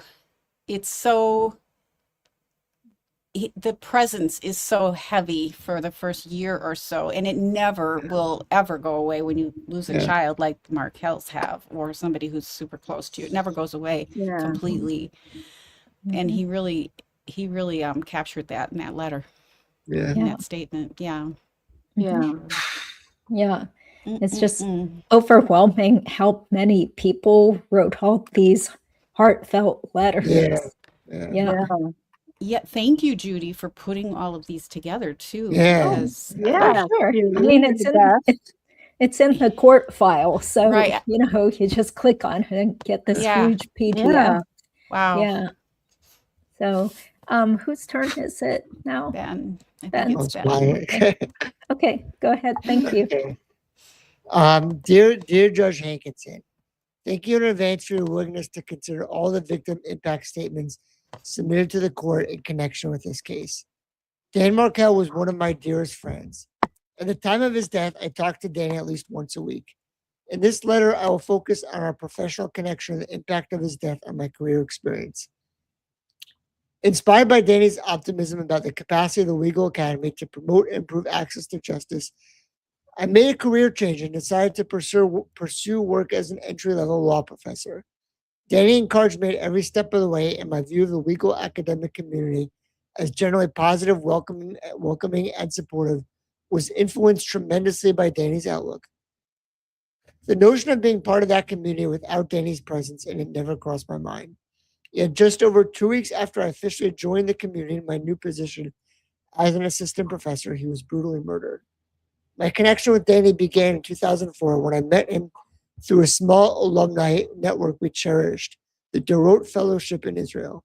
We connected in 2011, not long after I moved with my husband and small daughter to Danny's hometown of Toronto, Ontario. A relocation provided a welcome opportunity for our families to see each other when Danny and Wendy were in town. In addition to many other things in our common, we each had infant sons and a toddler preschooler, and all of us got along wonderfully. At the next time, I was pursuing graduate studies in contemplation of entering legal academia. Over the next 3 years, Danny became a close friend. Particularly after he and Wendy separated, my husband and I always made plans to see him and his boys when they were in Toronto, and we kept them close during other times. I'll read this footnote. The last time I heard Danny's voice was on a voicemail he left me the night of my birthday. Tragically, I didn't hear my phone while attending a surprise celebration that my husband organized for me. And the following day, July 18th, 2014, it was too late. Oh, that's sad. Professionally, yeah, I can't even imagine. Mm-mm. Professionally, Danny was integral to my decision to pursue a law professor career. His generosity in reviewing drafts of my papers, commenting on version after version of my job market materials, providing feedback on my ideas, and giving lots of good advice was second to none. He went out of his way to introduce me to an extraordinary set of scholars in my area, all of whom became important role models and allies, whether they knew it or not, in the struggle to move forward after Danny was murdered. Consistent with so many others' description of his loyal support during the early stages of their career, Danny's enthusiasm about my work and his optimism about the academic enterprise were infectious. He was not naive about the competitive nature or the political divisions within legal academia. But one thing Danny said to me in the midst of a busy conference is a perfect reflection of his ability to relate genuinely to others and bring people with different viewpoints together. I win my readers over one conversation at a time. For him, connecting with each person and taking their perspective seriously was central to his job as a scholar. The humility embedded in Danny's gregariousness was a life lesson for me and so many around him. It is impossible to express the extent to which Danny's murder has affected me. Like an emotional earthquake, the loss has changed my internal landscape, stripping much of the sense of abundance and possibility that I possessed and relied on in pursuing my new career. I've sought counseling and medical treatment for depression. I'm haunted by thoughts of the suffering in order of appearance in Danny's life. His parents, Ruth and Phil, his sister Shelley and her family, his children Lincoln and Benjamin, and his soulmate Amy. The loss is trivial in comparison to theirs. It is hard to imagine beginning the healing process. Thank you for your consideration of this letter and all the other victim impact statements submitted to the court. Sincerely yours, Emily Satterthwaite, Toronto. Another great letter. Mhm. Yeah. I'm glad It's some so of the good. letters mention Amy too, because Me I think about too. her a lot. Yeah. Yeah. I haven't seen much about her. She's She hasn't been shown much attention, and yet she had to have been devastated Oh, along with Mhm. everyone. I mean, she loved him. yeah. Yeah. Yeah. Yeah. Because their relationship had just started. Yeah. Yeah. So how horrible. Yeah. Mhm. So the next one, and I was wondering about this, what I was going to ask, but this is from Shelley Markel, Dan's sister, his only sibling. Okay. Yeah. And this was in 2022. Okay. I am Shelley Markel. Danny Markel, the victim in this case, was my brother, my only sibling. I was Danny's older sister, and I played that role with pride. When we were young, I showed Danny how to tie his shoelaces. I taught him how to blow his nose, and I also gave him advice on how he, as a cute little 9-year-old, should manage his love life, which constituted trying to win the affection of our various teenage babysitters. So sweet. As we grew older and Danny became more accomplished, I rarely gave him advice about major professional decisions like which college he should choose, which law journal he should submit his article to, or which job would serve him best in his career. He had a wonderful community of mentors and advisors, as well as an enormous network of friends and colleagues from every corner of his life with whom he could share and test his ideas. Instead, with me, he spent hours on the phone focused on family and relationships. How could he express his love to a girlfriend? How could he manage an argument he was having with our parents? What techniques did I use when dealing with our kids' terrible twos? And how could he deal with the devastation resulting from his divorce? I listened patiently, I gave advice, we shared our experiences. And in every conversation, we strengthened our relationship. We had an everlasting bond, shared values, customs, and history that started in childhood and continued into our adult lives. These were the things that connected us as brother and sister. These are the things that I am left without. I no longer have Danny around to share with him the accomplishments of each of our children and the happiness and feelings of pride they bring, nor to give updates about our cousins living in distant parts of the world, nor to share the burden and responsibility of aging parents. Yeah. I bear that alone. I am sad. I am lonely. I am angry that Danny was taken from me. He will not be there when we have the next family celebration or joint family trip to Disney World, or when we gather around the table for a holiday meal with our parents, cousins, aunts, and uncles, as we do every year. He will not be there with me to decide on medical treatments or care for our parents, nor sit with me in grief one day. Instead,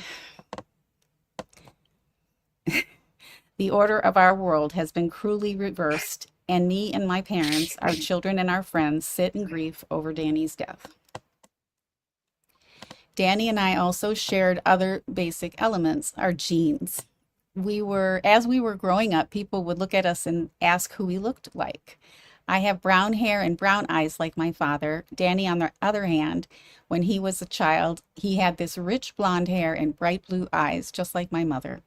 And yet, when my family, friends, and relatives would look at us, they would insist that we looked alike, easily recognizable as brother and sister. I think so too. I've noticed that.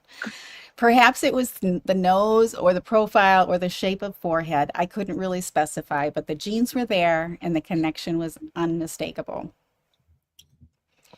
Danny was stridently confident in his abilities and opinions, but he also had this little twinkle of mischief in those blue eyes, sometimes accompanied by this embarrassed little smile that acknowledged he was about to say something that might get him into some minor trouble. What is so crazy about this image is that it often appears in my everyday life. My son, now 18 years old, is dark in complexion with deep, dark brown eyes and no blonde or blue-eyed genes in sight, but he has that mischievous twinkle in his eye and that same little smile, and above all, his overriding confidence that is so strikingly similar to Danny. It is shocking. Sorry. My husband and I have recently been caught by surprise at that unexpected connection. When my son came home recently and said something like, "Don't worry, Mom. I know it looks like I haven't studied much, but I'm ready for that test. I'm good." And then he smiled that little smile, acknowledging that he would get a scolding. But the confidence was there, and I could swear that Danny was speaking to me in that moment. Oh, Mm. When I think of Danny's younger son, and the last time I saw him in person over 6 years ago, he was 5 years old, and he was the splitting image of Danny at that age. The physical likeness was uncanny, and the energy and the spirit were also so similar. It makes me wonder, how will Danny's two sons grow up? Will they have that same mischievousness and the overbrimming confidence as Danny and my son? Are those inherited traits? Are they going to show up in Danny's boys? Or are his sons going to have missed out because their father is not here to instill such characteristics in them? And if they do show up, who is going to tell those boys that it came from their father? They won't have known their dad and his confidence, his respect for intelligence and scholarship, his deep connection to friends, his love of family, his love of life. They will have missed out on having their father be an integral part of their lives, and they will never benefit from all the things he could have taught and shared with them. We are all going to miss out because this special person is no longer in our lives. This is July. It is the 8th anniversary of Dan's murder. 8 years that he has not been with us. In those 8 years, we continue to suffer. We continue to grieve. I think about Danny every single day. His murder has been horrible for me and my family. Shocking, surreal, hard to understand, and above all, it makes me so angry. I think I have to skip a page here. Okay. I wish I had only thought about his smile and grand hugs, but instead, I think about how he is not going to be here with us for the future. His future was cut short. He was only 41 years old. Imagine what was ahead of him, guiding his two sons as they grow up, teaching them as they cross into the threshold of adulthood and their bar mitzvahs, watching them graduate and go to their prom, helping them choose colleges, or the many family birthdays and celebrations he'll miss, like my mom's upcoming birthday and my dad's ski trip he still plans to take with the grandchildren. Or what about the career and scholarly achievements he had ahead of him? Maybe another book or another generation of keen law students to teach. A community leader in his home of Tallahassee? Maybe he could have become a dean at the SFU Law School, or perhaps a judge in a court like this one. But he's not going to have any of these opportunities. They were taken from him by those who planned and carried out his murder. A murder. It was not a disease or a freak accident that took Danny from us. It was murder. Justice means assuring that those responsible for the crime are convicted and receive the strongest possible sentence. Our system of justice, our values of right and wrong, and even Dan's own writing about restitution demand that the world be placed into proper order. And that, Judge Wheeler, is what I respectfully request in this case. Thank you, Shelley Markel. Nice. Yeah. Okay. Thank you, Dawn. Yes. Thanks. Okay. So let's see. We're getting closer to the end, especially since some of these are duplicate pages. So, okay. Oh, that's true. We're flying through them. Okay, I Okay. guess I have the next one, and it's to Judge Wheeler. Mhm. I knew of Dan Markel long before I ever met him. As a law student, I loved reading legal blogs, and Prof's blog, which Dan founded, was one of my favorites. It was pure chance that led me to meet the man behind the blog. I applied to many law schools, and I had no special reason to think I would end up at FSU. But when I was invited down for an interview, Danny was part of the crew that took me out for a welcoming dinner. We got along well from the start. Both of us were more extroverted than the typical academic, and I found him very easy to talk to. The next day, when I presented my work to the faculty, Danny was first out of the gate with a series of sharp questions when the Q&A period started. His combination of enthusiastic friendliness with blunt intellectual debate was delightful, and he played a significant role in convincing me that FSU would be a great place to work. Luckily, I got the job. I ended up in the office next door to Danny's, and from the start, he would pop his head in constantly to chat, especially when he smelled me making coffee. Writing law review articles can be a lonely task, but Dan made it his mission to counteract that, not just for himself, but for anyone else in his orbit. During that first summer, he invited a group of us to come sit in an empty classroom that we used as a sort of writer's retreat. He framed this as a procrastination avoidance tool, and we would start a 1 hour timer and turn off our Wi Fi and commit to getting words onto electronic paper until the timer ran out. But the sessions were valuable for more than just defeating writer's block. During breaks, Dan and I would chat about everything from our personal histories to his suggestions for how to flourish in academia. Dan and I hung out regularly after that, both during and after work. 1 year into our friendship, he left for one of his many trips to present his work at another university. He came back to discover that his wife, Wendy, had stripped the house bare, taken their sons to an unknown location, and left divorce papers behind. To hear him tell it, her actions came as a total shock. He was powerfully anguished to not know where his children were or when he would get to see them again. Now, for the first time, I found myself trying to return the favor for all the support Dan had given me in my first year in Florida. Sometimes that involved long conversations about what was happening. At other times, it involved doing my best to distract him by drawing him into conversations about ideas in our fields. Sometimes it just involved drinking bourbon and watching movies together. As Dan navigated that ugly divorce, I was constantly struck by how much energy he still had for looking after others' needs. He still went out of his way to see how I was doing and to encourage my fledgling career as a scholar. It was also during that time that I came to appreciate what a loving and committed father he was.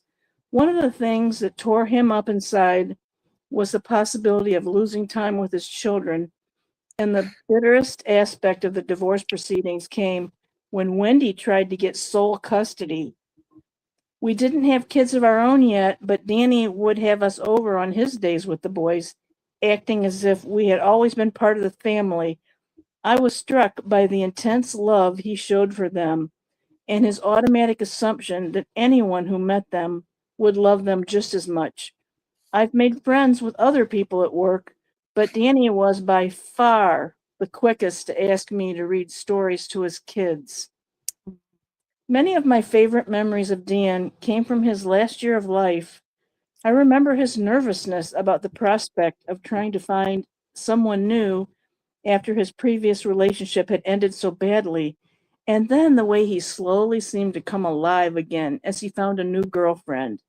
I remember his excitement about a new paper he was working on, in which he was exploring whether the modern resurgence of discretionary sentencing had undermined fundamental principles of equality and justice in the criminal process. I had a heart attack that year, and I remember how he showered us with company and food as I was recovering, refusing to take no for an answer. I remember the last time we talked, laughing over beers on a warm summer evening as we chatted about work, kids, relationships, and many other things. I also remember the last time I saw him alive. I learned that Danny had been shot in the head on a Friday evening, and I rushed with my wife to the hospital. A friend told us that he was not expected to recover. His head was so thoroughly wrapped in bandages that his face was completely hidden, with just a bit of his hair poking out from the side. I held his hand and I wept for my friend. I could not understand how someone could take him from this world, from his friends, and most of all, from his children.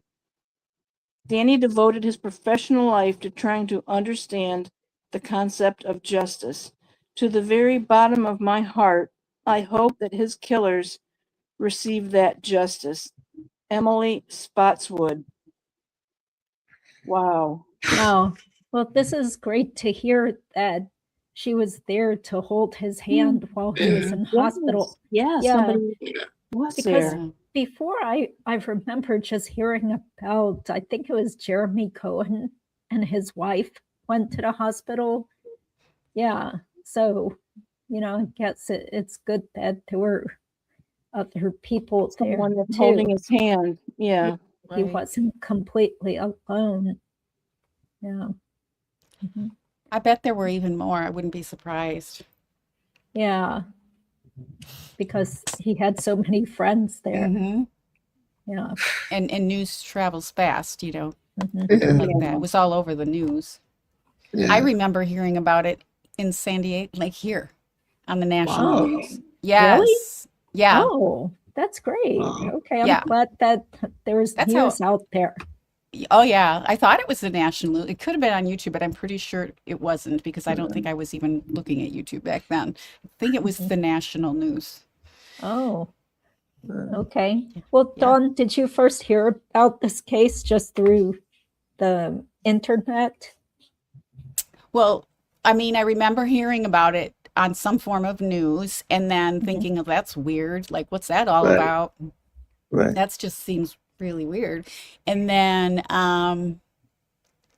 when I started getting on YouTube for things, it was through James, through Mentor Lawyer. He'd be talking, he'd be in a yard or on a playground or whatever, talking about this case, and I was like, I know that guy. I know what he's talking about, and I just followed him from that. I mean, that was way, way, way back before trials and anything. And then I watched, all the trials, of course, and yeah, so it was definitely through James on YouTube, for sure. And there were so many years of frustration when it seemed like Yes. nothing was happening too. Right. Mhm. Yeah. Now, I'm not sure if he started talking about it after the first arrests. Do you know if he was I'm talking not about sure. it I before? ask him, but I'm pretty sure he was covering the case back in like 2019. Yeah, 2019, yeah. I was 2020. following him then for Yeah, sure. because that's when the first trials happened, Right. 2019. And I remember the police interview and being like, because I think that was the first police interview I'd ever seen was Wendy Adelson's. Yeah, same And then here. I Well, asked him, and he gave me permission to go through it on my channel later on, just like with a friend, and we just went through and reacted to it. It was like 10 episodes because it was 5 hours or so. But yeah, it was largely through James, and then yeah, and still, I mean, he's the most well, of course, it would have mattered to him. It was an attorney. It was here in Tallahassee where he lived, so it meant a lot to him, the case. mhm. So even probably before it went to trial, but I think he started covering it more diligently, I would guess when there were some arrests, because until Mhm. then, nobody knew what happened. Yeah, that's Right. right. Yeah, so big thanks to him because, if he Yes. hadn't got the police interviews, especially of Wendy and Yeah. all this trial footage and Mm-hmm. depositions, it's just really incredible how much information is available now thanks to YouTube and people like Yeah. him who will Mm-hmm. get that info. Mm-hmm. Yeah. Yeah. Mhm. Yeah. Okay, so who's next? Is it Pat. I I think think I went for Debbie. Patty. Yeah. Patty? I think I just went, but I Oh, I, did I you don't just care. go? I go. I think I just went, and then so it'd be Ben. Oh, it's Oh, back There to you go. me. Okay. okay, Ben. Thank you. Go All ahead. right. We're almost done. Thank you We're so almost much. there. Yeah. Okay. To the Honorable Stephen Everett. Oh, I this is met for me. I met Danny in 1997 when I arrived in Israel for a year-long fellowship program. Danny was an alum of the program and returned to Israel to visit. He introduced me to his favorite cafe and he let me advice about adjusting to living in this new place. Many of Danny's friends talk about how when they first met, he led with a posture of close friendship unless given reason otherwise. Danny would ask about your past experiences, about your dreams and your wishes for the future. And this is how Danny and I would first became friends. Our friendship grew in the ensuing 17 years despite not living in the same city. While he was living in Washington, D.C. and Florida, he would be in touch when visiting New York or Massachusetts, where I was living. He has somehow always managed to fit a visit into his busy travel schedule, and he always came to join me, no matter where I was at or what I was doing. At some point, a number of years elapsed without seeing each other, but Danny picked up as if no time was lost. He was incredibly attuned to when you might need a friend or want an ear, and made himself available irrespective of distance or competing demands. The skill at cultivating friendships across the globe and then connecting his friends to each other is why he's been referred to as the great connector or the internet before the internet was invented. Danny was a scholar both professionally and in personal interactions. He was a seeker of truth and justice. He was profoundly insightful and loved a good debate. He was blunt and straightforward about his thoughts, irrespective of whether a topic was controversial, and didn't shy away from hearing a difficult truth. But as much as he challenged you intellectually, he would equally challenge you to grow emotionally and be the best person you could be. After admitting I was distracted from achieving a professional goal, he insisted that I send him a check made out to my least favorite political figure that he would send in if I didn't reach my next goal in time. That'd be hard.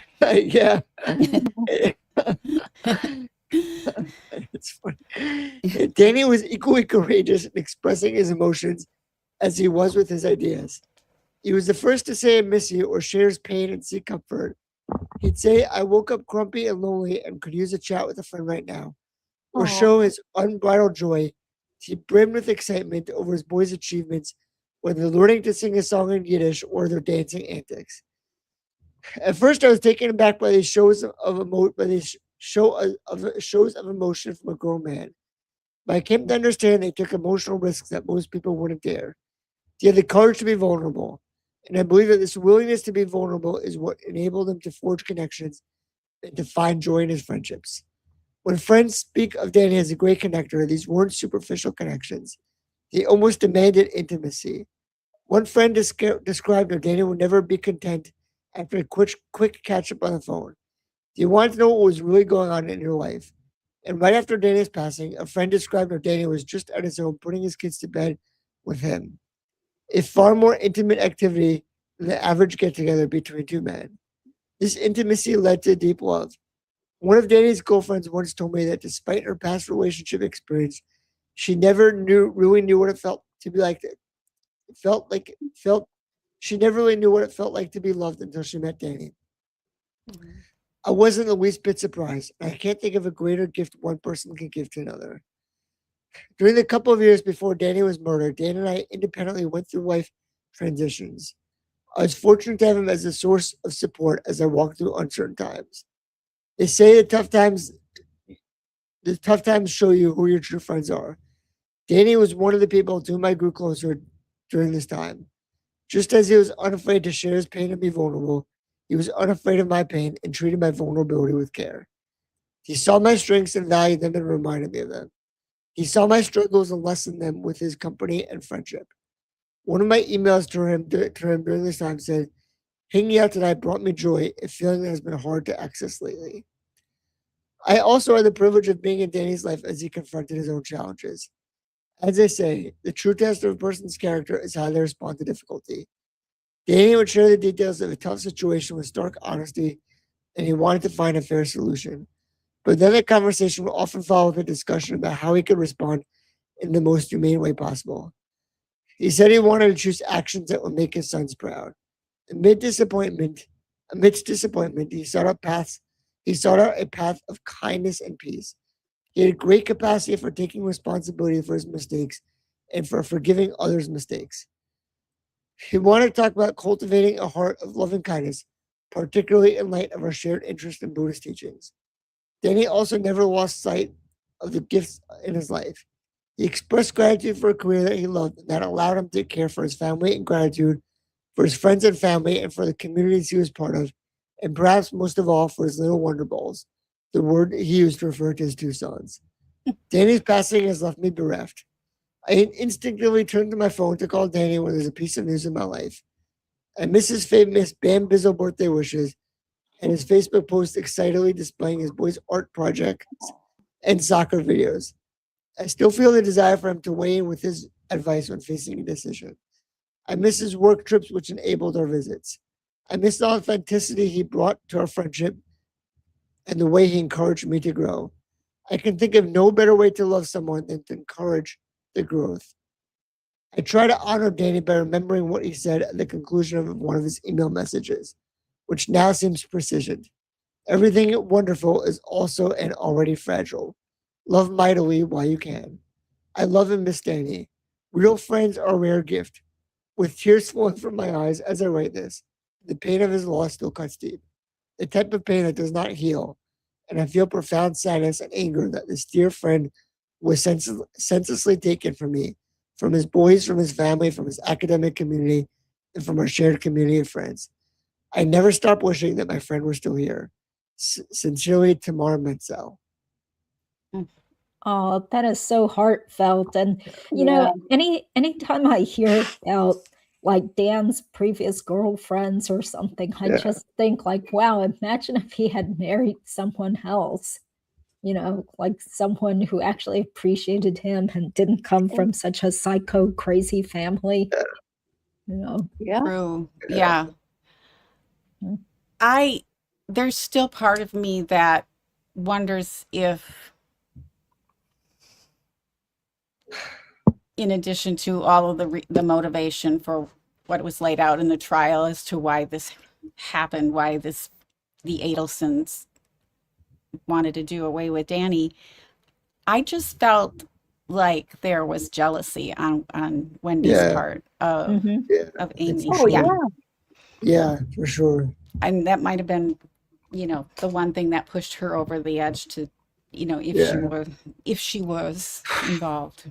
Starting at their very wedding, when Dan had to tell his friends, please don't mention Harvard in their little speeches. Right. Because Wendy's Yeah. jealous. That is Right. so stupid. You would think they would be proud of him. Right. But Exactly. but Exactly. then it seemed like Wendy's parents and Charlie, they were so protective of Wendy that they believed whatever stuff she would then say about him. Right. So, Right. she was the little princess who had to be protected, and it was all Yeah. Dan's fault. It was all Gibbers' fault, and she had nothing to do with the relationship breakdown, right? So, Right. Yeah, he was Yeah. just, yeah.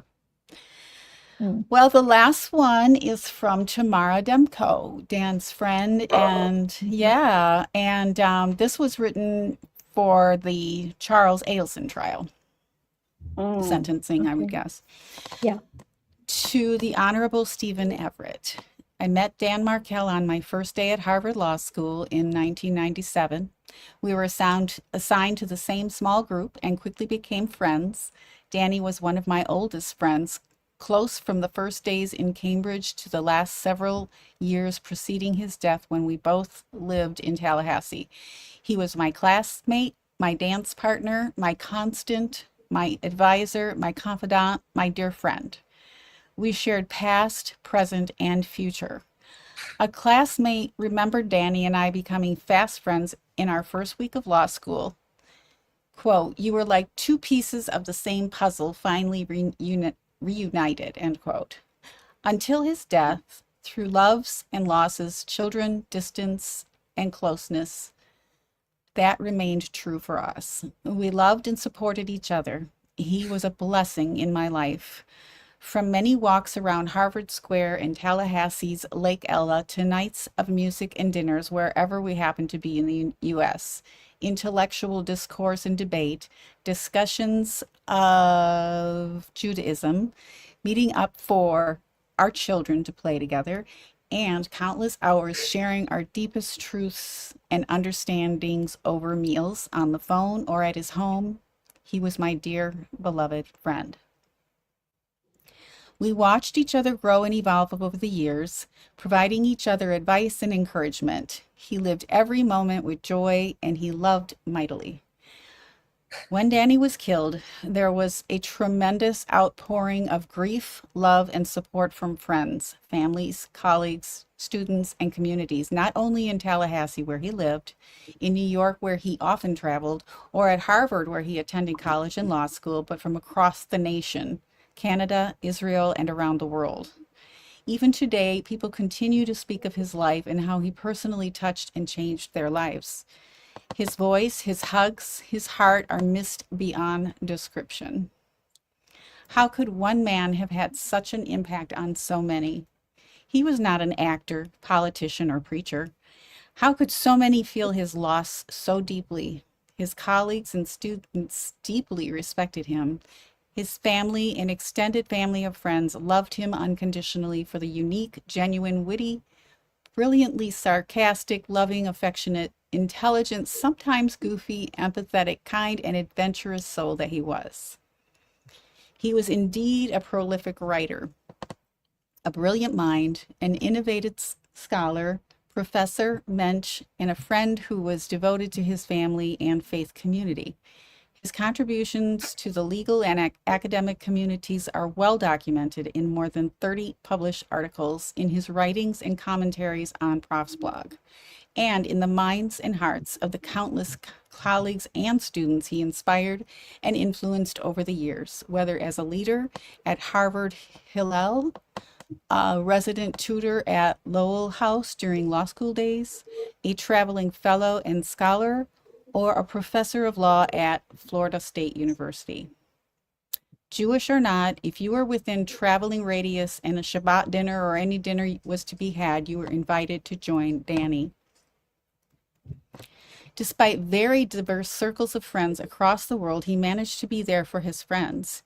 He had been referred to as the Great Connector, an internet before there was an internet.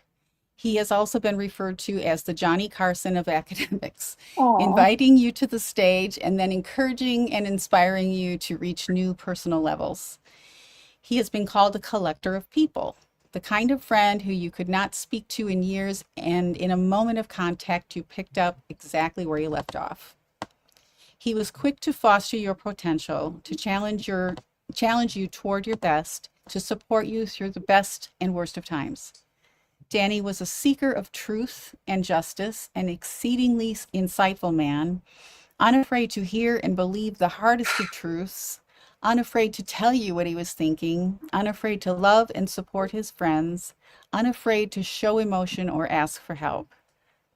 He was truly a man of wisdom and discernment. He cared about you, and he was fully present whenever he was with you. He easily created an emotional intimacy that led to deep personal connections. He had a dozen nicknames in terms of endearment for those he loved. I feel like I'm reading that other person's letter. Did I get mixed up? Didn't that sound like the other person's letter? I think that one got No. inserted. No, No, or it's was it, similar. This is or she said similar things. Okay. Oh, yeah. Okay, This sorry is about that. Okay. So endearment for he had terms of endearment for those he loved. Danny's heart was his boys and his little bears, delicious ones and wonder balls and magical ones. He was in awe of them. He loved teaching them about his deep faith, tradition, ritual, and importance of community, family, and friends. He was a shamelessly proud and involved father from their birth until his death and every single moment in between. Danny glowed with love and pride in his boys. As someone who appreciated fine art, Danny found no art better than that of his sons, and their artwork was frequently displayed throughout his house. As a music lover, Danny found no sound sweeter than that of his boys singing.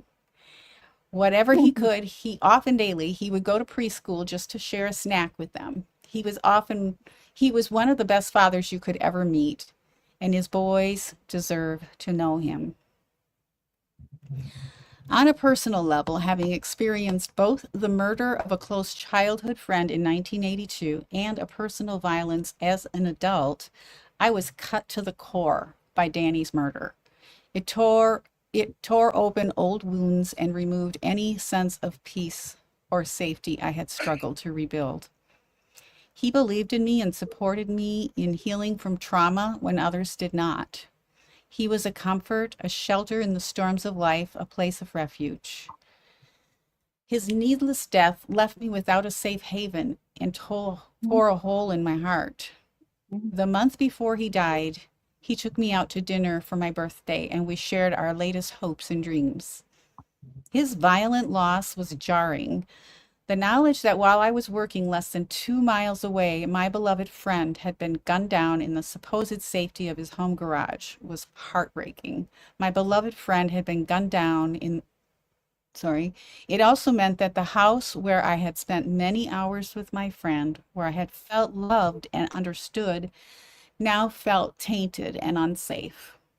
Indeed, safety was an illusion if in broad daylight such a monstrous crime could occur. Every new detail of his murder added to painful disbelief and a loss of ability to trust those once thought known. My children cried when I told them what happened. Having to explain to my children that Danny was murdered in the house where they had played with his children was unthinkable. Tallahassee itself has become associated with a lack of safety and peace for our family, and we moved from the area soon after his loss, never wishing to return. Watching their mother grieve deeply affected my children greatly. Danny's loss continues to deeply affect his family and friends around the world. It impacted the Tallahassee community, the state of Florida, and the nation. The callous disregard for life and cold calculation of his murder, in addition to those long 9 years waiting for everyone involved to be brought to justice, have left family and friends grieving indefinitely with an open wound, seekers of justice disheartened, and shocked members of the public yearning for the full truth, so that such a self-serving, premeditated, heinous act will never be viewed as inconsequential and repeated. No combination of words, however eloquent, can fully capture Danny's spirit, can fully convey his passion for life, can adequately pay him full tribute. Danny gave a little bit of himself to everyone he touched, and he remains a blessing in their hearts. His memory brings joy, peace, and healing. Danny was a dear friend to so many and to me. I love him always. I will miss him forever. For all who knew him, his loss leaves a void that cannot be filled. Dan Markel was simply irreplaceable. Sincerely, Tamara Demko. So Tamara was there at the last couple of trials, probably even some of the first trials too. Yeah. So she's a very good friend of his. Yeah, she was at Yeah. Donna's trial. Mhm. Yeah, and Charlie's too, because I Right. met her briefly there. So Oh. really very emotionally touched by Danny's passing. So Hmm. yeah. Well, So that's was maybe good for her. It might have been hard because she said she didn't want to come back to Tallahassee, but then to go to the murder trial, it might Mhm. have been a little bit of a therapeutic in a way to Yeah. face it. Yeah. But she had to see Donna and Harvey too.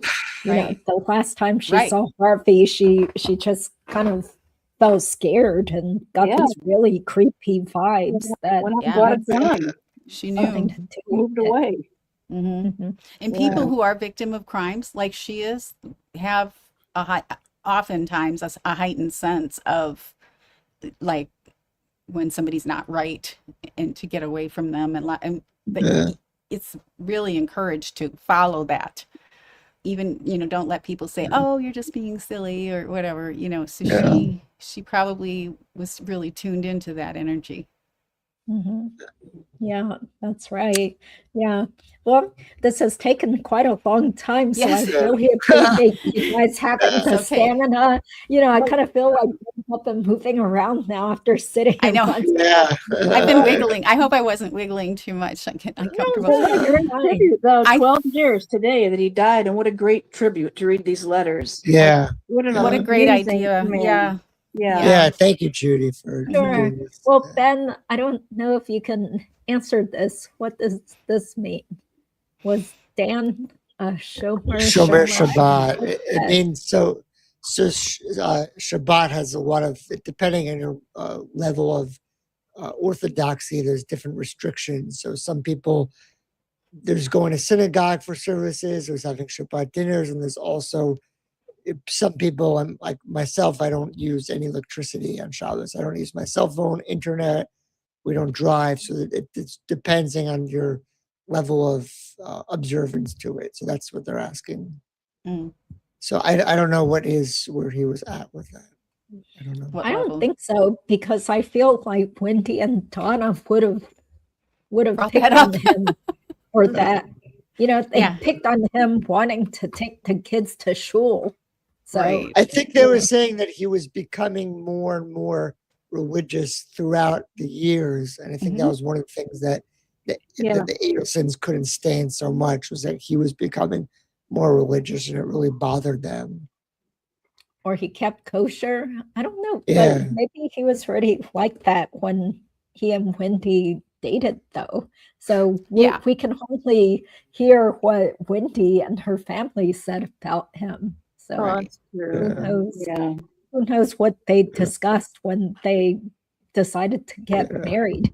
Because she was on J-Date, so she was presenting herself as someone who was sort of, proud of her roots and Mhm. Yeah. sort of observant, maybe. Yeah, but Jewish-ish. there's all, yeah. I mean, there's all sorts of a spectrum of how the level of observance different people Mhm. tap into. But Donna had said to Wendy in an email, if this goes on with Dan and how religious he is, she says at some point you're going to be the one outside of the circle because you aren't as attuned to the religion, meaning that Dan and the boys would have her shut out because she didn't participate on I don't know the Jewish Yeah, word, because but she didn't have a kosher kitchen, Right. and that Yeah. she wasn't going to the same synagogue then- anymore. and then dressing the kids, saying, "Oh, we're going to dress the kids up as Nazis," is just Well, that was like Donna just giving an example, like if you dressed up your kids in the Hitler Youth uniforms and brought them down here, I couldn't disgusting. care. say though, yeah. She wanted to manipulate Dan as long as they could convince him somehow to let go of the kids and let Wendy move away with them. And Mhm. Dawn, your theory, or you're saying about how the Adelsons couldn't stand Dan because he was just so good in contrast to them. I think Yeah. that premise also applied to Robert. He got Yeah. shut out too because he was just, Right. Yeah, too yeah. good, Yeah. too honest. Poor Mhm. Robert. Gosh. Yeah, yeah, that's so true that Donna was helping to cherry Yeah. pick the best person for her precious little Yeah. princess And Dan looked great on paper because he went to Harvard undergrad, Harvard Law School. He was Right. working for a law firm back then. Yeah. Right. But then they ended up resenting him for those things. Yeah. Yeah. Yeah.